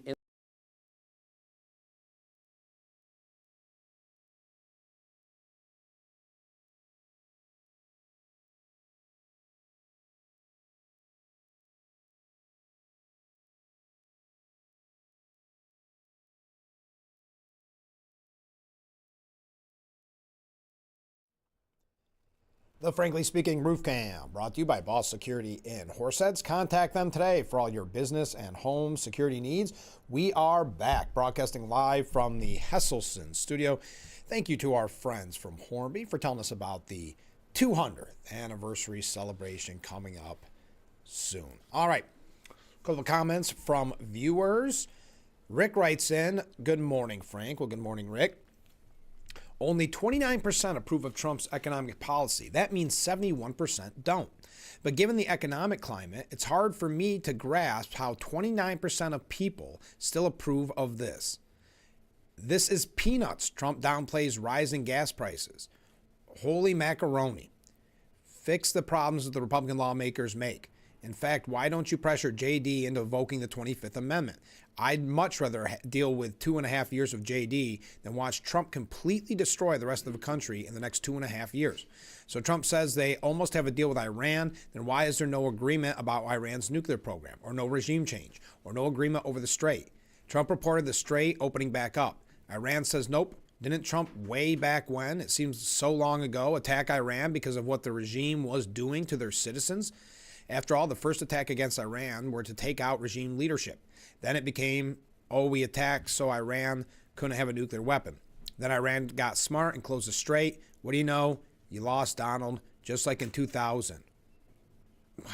This is so reminiscent of what John Bolton and others are saying. It's like you're so happy that you think that we're losing in Iran. That's wild. Speaking of losers, Trump made it over to Arlington National Cemetery for a few words. He wasn't the first choice for guest speaker, was he? Y'all run right out and get your new gold Trump phone. has a mirror on it so you can watch yourself talking on it. The way that you'll know you're talking to an idiot. There goes your peace treaty, Donald. Iran is taking pop shots at U.S. warships while they're out sowing landmines in the Gulf. I can't type anymore, Rick. Okay. Comment from a different viewer. Good morning. Good morning. I have received propaganda from the SCEA, Civil Service Employees Association, concerning the evils of Blakeman. If you're interested in it, I can pass it along. Please do. Yes, I'd like to see it. They must be scared. It's wild. Comment from a different viewer. Good Tuesday. Well, good Tuesday to you, too. Did you see how news about Genesee County solar overtaking farmland? Maybe local government should wake up and protect our farmland and open spaces. It's starting in the town of Caton. Town board cares nothing about protecting our farmland. Thank you, and thank you for the video. I'll watch that when the program is over. I do appreciate that. I had not heard about that specifically in Genesee County. Comment from a different person. I think the person calling MAGA a cult is seriously delirious. It's very obvious to the world that the Communist Democrats are the cult. I saw a great analogy of this over the weekend when someone compared the tactics the Democrats are using to the tactics that Manson used to brainwash his minions into committing crimes. Thank you very much. All right, where do we go from here? We got some, oh yes, Tulsi Gabbard, of course, resigned over the weekend. We had mentioned that earlier on. There's been a lot of disgusting responses from the media on this one. Did you see, by the way, how about this for a headline? Tulsi Gabbard exit marks fourth woman to leave the Trump cabinet. Okay. President Donald Trump's second cabinet was never exceptionally diverse from the start. In the past 3 months, 4 women have been fired or resigned. A weird way of... Well, anyway. Democrats and media pundits face criticism for their inappropriate response to Tulsi Gabbard's resignation as Director of National Intelligence after her husband's cancer diagnosis. Speaking on Fox and Friends, Tony Kinnett, national correspondent for the Daily Signal, called out the immediate political pivot. The social media ecosystem, a lot of the analysis and punditry sphere, is about getting out and saying the spiciest thing as soon as the news breaks. He argued the attacks show how disgusting a lot of these individual characters are revealed to be. Gabbard's final days as Director of National Intelligence is expected to be June 30th. Fox News Digital obtained her formal resignation letter in which she stated she is deeply grateful for the opportunity, but noted that her husband Abraham, quote, has recently been diagnosed with an extremely rare form of bone cancer. But some members of the media and Democratic Party criticized Gabbard following her decision to leave the post. Guests on CNN took aim at Gabbard's tenure, with former Deputy DNI Beth Sanner offering condolences before jabbing that her DNI title stood for Do Not Invite. Okay. Democrat lawmakers offered similar sentiments. Senator Adam Schiff took to social media to say the resignation was her only positive contribution to the role. Quote, while the circumstances around her departure are deserving of our sympathy, let's be clear. Tulsi Gabbard's only positive contribution to our nation's security is her resignation. Wow, what a lack of character. Did you also see a retiring GOP Senator, Thom Tillis? He ripped Secretary of War Pete Hegseth on Sunday, saying he gave President Trump bad advice on Iran and makes disastrous ex-cabinet member Kristi Noem look like, quote, a 5-star recruit. Okay. The retiring North Carolina politician, a member of the Senate Veterans Affairs Committee, blasted the Pentagon chief for allegedly overstating America's military successes against Iran in the early stages of the war and for stopping a troop deployment to Poland, something Trump ended up reversing. Quote, when you tell the president that you have obliterated Iran and you're in a position to pretty much dictate terms, and now you see what we have. When you see Hegseth pull back on operations in Poland, when Ukraine, when Russia is killing, murdering, torturing countless people in Iran. I think with all these mistakes in total, it's beginning to make Kristi Noem look like a 5-star recruit. What? This is interesting when someone realizes that they're retiring, especially this is historically in the Republican Party. When they're retiring, that's when their true colors come out. But enough on that. Let's talk about some New York State updates. Former Congressman, current Assemblyman, Joe Sempolinski. Now, we had Phil Palmisano on the program Friday. We talked a lot about the energy policies. We talked a lot about the New York State budget.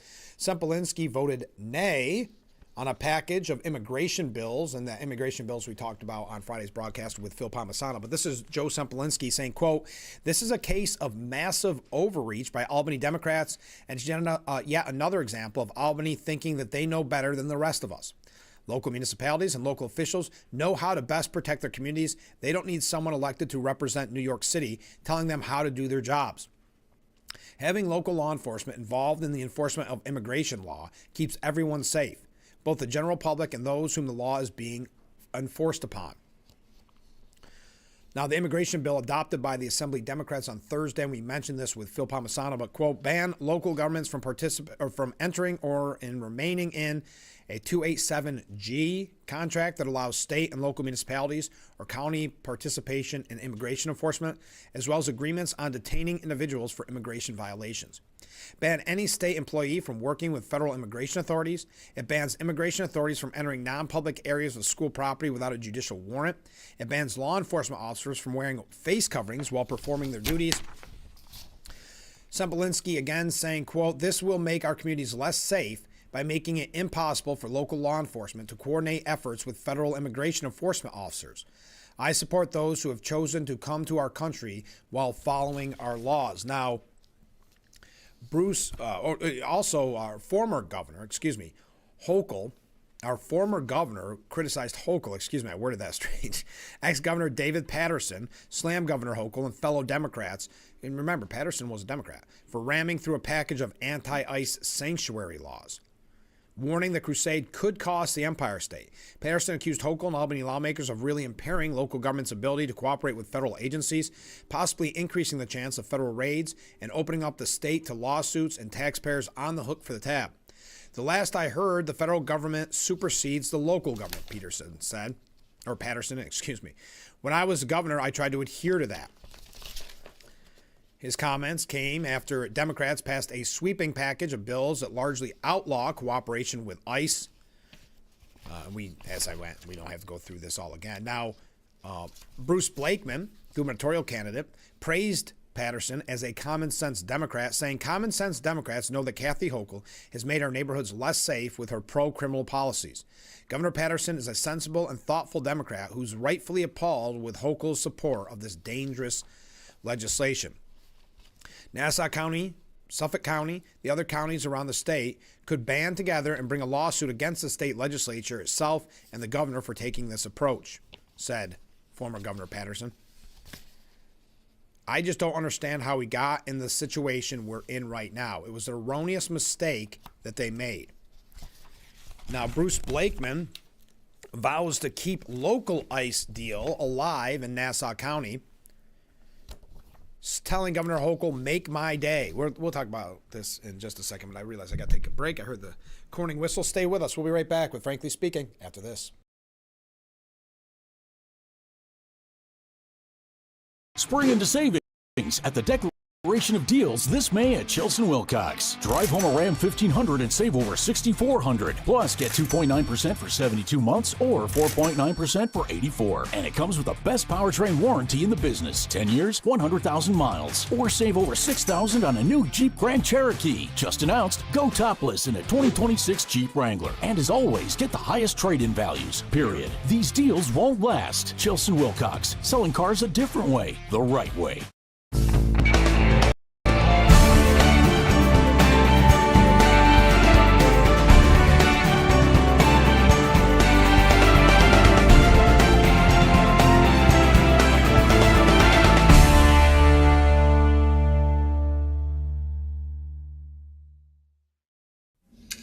When I have an asthma attack, I feel scared.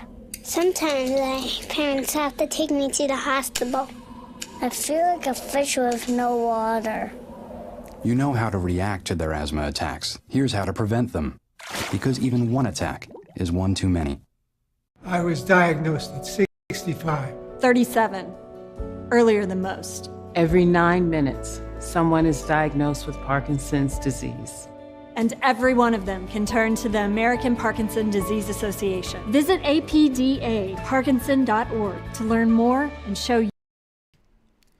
The Frankly Speaking Roof Cam brought to you by Boss Security in Horseheads. Contact them today for all your business and home security needs. We are back broadcasting live from the Hesselson studio. Comment from a viewer that all upstate counties band together and make upstate the 51st state. Thank you very much. Nassau County Executive Bruce Blakeman dared Governor Hochul to try and stop him from assisting ICE agents in defiance of new sanctuary bills, largely barring local cops from working with federal immigration authorities.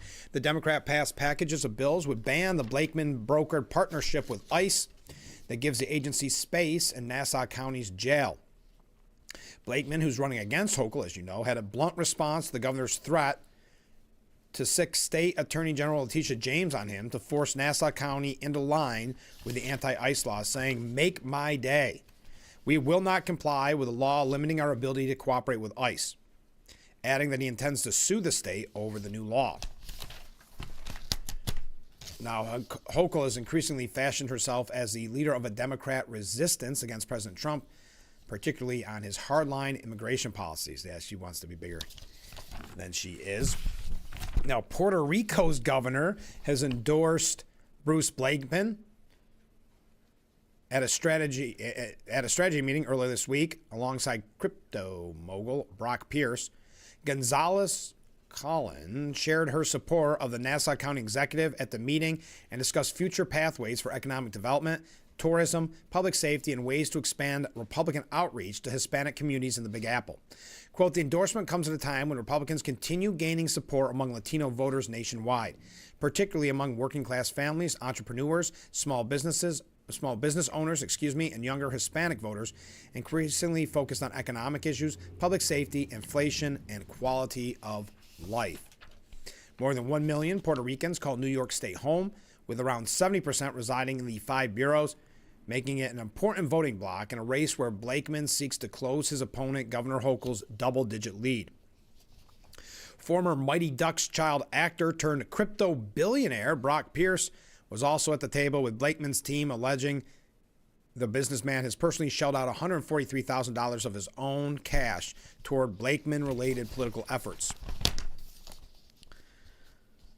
Pierce has committed to helping raise up to $40 million for GOP initiatives connected to Blakeman and other organizations. Quote, I am not enthusiastic about how the races turned out, and the next race to save the capital of the world is the governor's race, Pierce said. He doesn't look familiar to me. Look at what Blakeman's done with Nassau County, and his record there shows he can do that for the rest of the state. Now, we've seen the rise after Zohran Mamdani, the rise in DSA members and candidates, DSA meaning the Democrat Socialists of America. Conrad Blackburn, who was trying to unseat first-term incumbent Assemblyman Jordan Wright, insisted back in March of 2024 that locking people up isn't the answer. This is a member of the DSA running for assembly. Even if they're convicted for serious crimes like predatory sexual assault of children and homicide, even if, like, the client is guilty as blanking sin, I don't think that's the punishment. That meets what happened. I still don't think that person deserves to be thrown in a cage and locked away for the rest of their life. So that's how I came at those cases. It's like, cool, this person did maybe something bad to somebody, but what are we going to do about that? I don't think it's prison. All right, we got to take a short break. Get your last second comments in as we get ready to wrap up today's edition of Frankly Speaking. We'll be right back.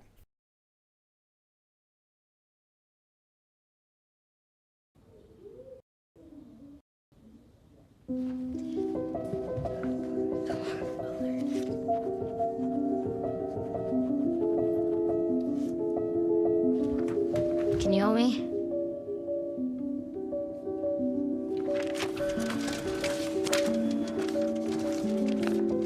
Mom, Dad, we're going out. Thank you.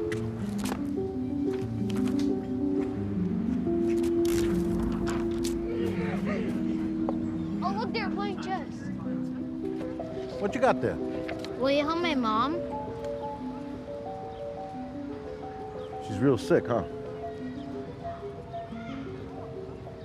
Hey, crew, I'll give the first move to anyone who signs up to be an organ donor. How do you do it? Easy. Just go to organdonor.gov. You heard them, organdonor.gov. More donors means more hope. Sign up at organdonor.gov. Meteorologist Brandon Weathers. A warm and quiet day out there, a high of 84, 10 degrees above the daily average. Not much wind, partly cloudy. We'll stay with partly cloudy skies overnight and still very mild with a low of 57, topping off with 84 on Wednesday. So a slight chance for showers and storms there after that. Maybe some showers Saturday. Overall, though, not much opportunity for widespread precipitation in the current forecast.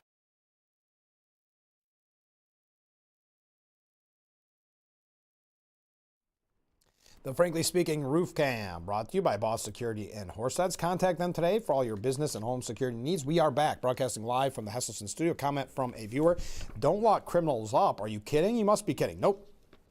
That's a Democrat Socialist of America-backed public defender running for state assembly seat in Harlem, Conrad Blackburn, saying no one deserves to be in a cage the rest of their life. So that's how I come to all these cases. Like, cool, this person did maybe something bad to somebody, but like, what are we going to do about it? I don't think it's prison. I think what we envision is some sort of separation from society. One that doesn't have to look like a cage, maybe community supervision, right? Included in that classes for this individual to understand why what they did harmed society. Yep, not kidding. All right, Ken writes in. Typical Democrat viewer, I think this is in reference to Rick's comment, call the other side names, believe polls that are negative and ignore the polls that are positive, spout misinformation as if it's true, project what your side does and say it's on the other side, let your TDS guide you, your thoughts on everyone and everything Republican, and above all, never tell anyone what the Democrat policies are. Just work to divide and conquer. If the Democrats ever get what they want, single-party socialism, they will regret it and blame everyone but themselves. But it will be too late. They pretend that Trump wants to be a king. They won't like what they may eventually put into power, a czar. Thank you, Ken. I appreciate that. A couple other quick New York things. New York officials, I know we're almost out of time, citing shifting politics, has put off the reparations study for another 2 years. New York State officials, bowing to political headwinds, have agreed to push back a long-awaited report on reparations for slavery to 2029. Assembly member Mikhail Soliges, chair of the Black, Puerto Rican, Hispanic, and Asian Legislative Caucus, told The Gothamist the 2-year delay, which was embedded in the latest state budget, came at the request of the state's Reparations Commission, charged with studying the harm tied to enslavement. Soliges, a Nassau County Democrat, said the erosion of black power in the South, as well as the Trump administration's attack on diversity, equity, and inclusion initiatives, necessitated a slower, more considered approach to the commission's work. Quote, now it's more important than ever for us to have a report that is accurate and up to date, to look at the systemic disenfranchisement of not only black individuals, but those who have been marginalized for so long. Aides to Governor Hochul referred questions to the commission, formerly known as the New York State Community Commission on Reparations Remedies. So put off for 2 years. To the viewer that mentioned solar panels, resistance is growing against New York's 18 planned solar farms that local officials say ruin land, kill animals, and won't create much energy. Schuylerville farmer Alexandra Fasulo had settled in to her acreage she purchased in 2023 when Hochul's bulldozers came roaring in, poised to thrash 1,800 acres of protected grassland to build a 100-megawatt capacity solar energy complex in nearby Fort Edwards. Worried that chemical runoff and contamination may affect her farm, Fasulo attended a town meeting last fall to voice concerns to developers and state authorities. We were like serfs coming before a king. It was so much worse than I had ever imagined, she told the Post. You can find that full piece for yourself at the New York Post. Sergeant Dave writes in and says, good morning. Well, good morning, Sergeant Dave. I'm disheartened about yesterday watching all these demonstrations on a day for Memorial Day and not respecting all the lives that we've lost over the years to make us free. It was hard to watch. I know, Sergeant Dave. Very discouraging, isn't it? Well, that does it for today's edition of Frankly Speaking. Thanks to our friends from Hornby for joining us about the 200th anniversary celebration. Tune in tomorrow. We're going to be talking about the Chemung County Fair. We will see you bright and early. 6 a.m. tomorrow morning. I look forward to it already.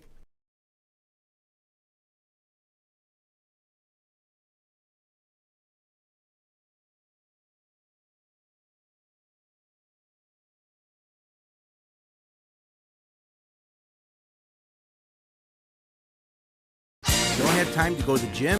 The health club is not an option? Come to Hesselson today and see why swim spas and fitness systems can fit into anyone's yard and budget. 12-foot, 14-foot, 15-foot, 18-foot dual temperature hot tub and swim spas are all on display in Hesselson's indoor and outdoor showroom.